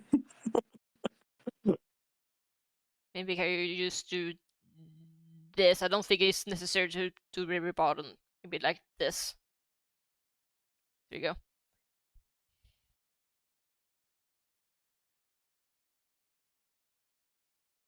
Oh, there were supposed to be more details.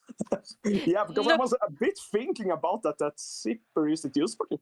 No, I will not miss it because Lavi actually had it here. That's why I figured out, because she actually did add it. I just completely forgot on my end.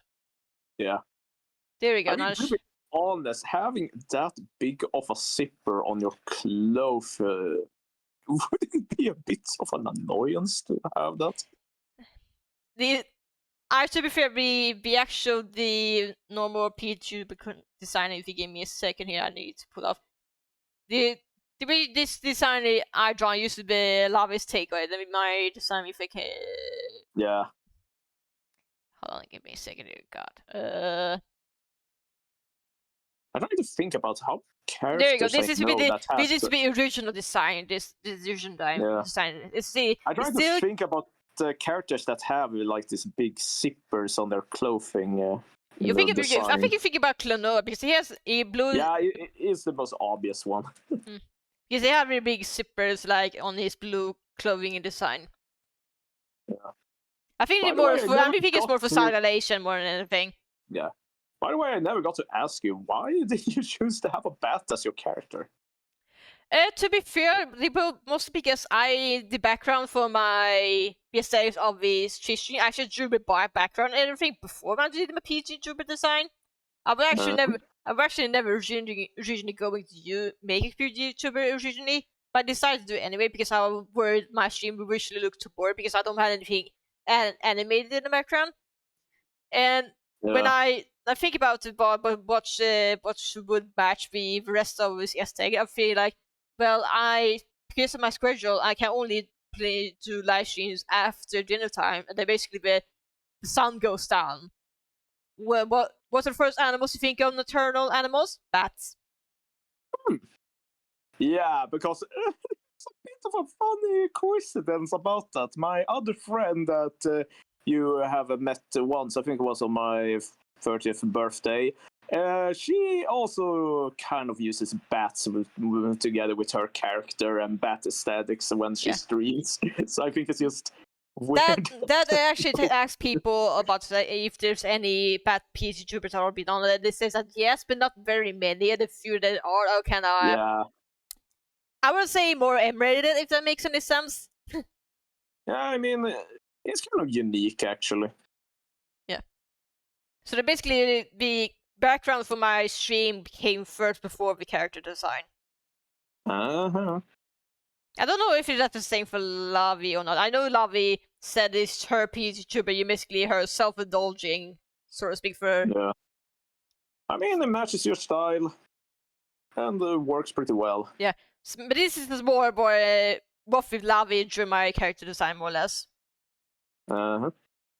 But I think it's fine, question mark. I think I can maybe show it later on Discord later, but I think it's good for now because it's like very late at the moment. I still need to work tomorrow because it's Friday tomorrow. That usually when I usually have the most customers have to deal with. Oh. And for me, I have the presentation tomorrow when it comes to Soundscape. Hope it goes well. Yeah. We're gonna choose one game to talk about and present. I choose on Sea of Thieves. I mean, the game has a pretty interesting sound design, so that's why I chose it. Yeah, I think we should call the stream for today because I think it'd be good. Did it good enough for today. I just want to make sure I don't become too tired for tomorrow because Friday is usually the hardest day for me. I see. Go to Intermission. And then I will probably play Kirby Air Riders on Saturday. Hopefully get the quota for the true ending.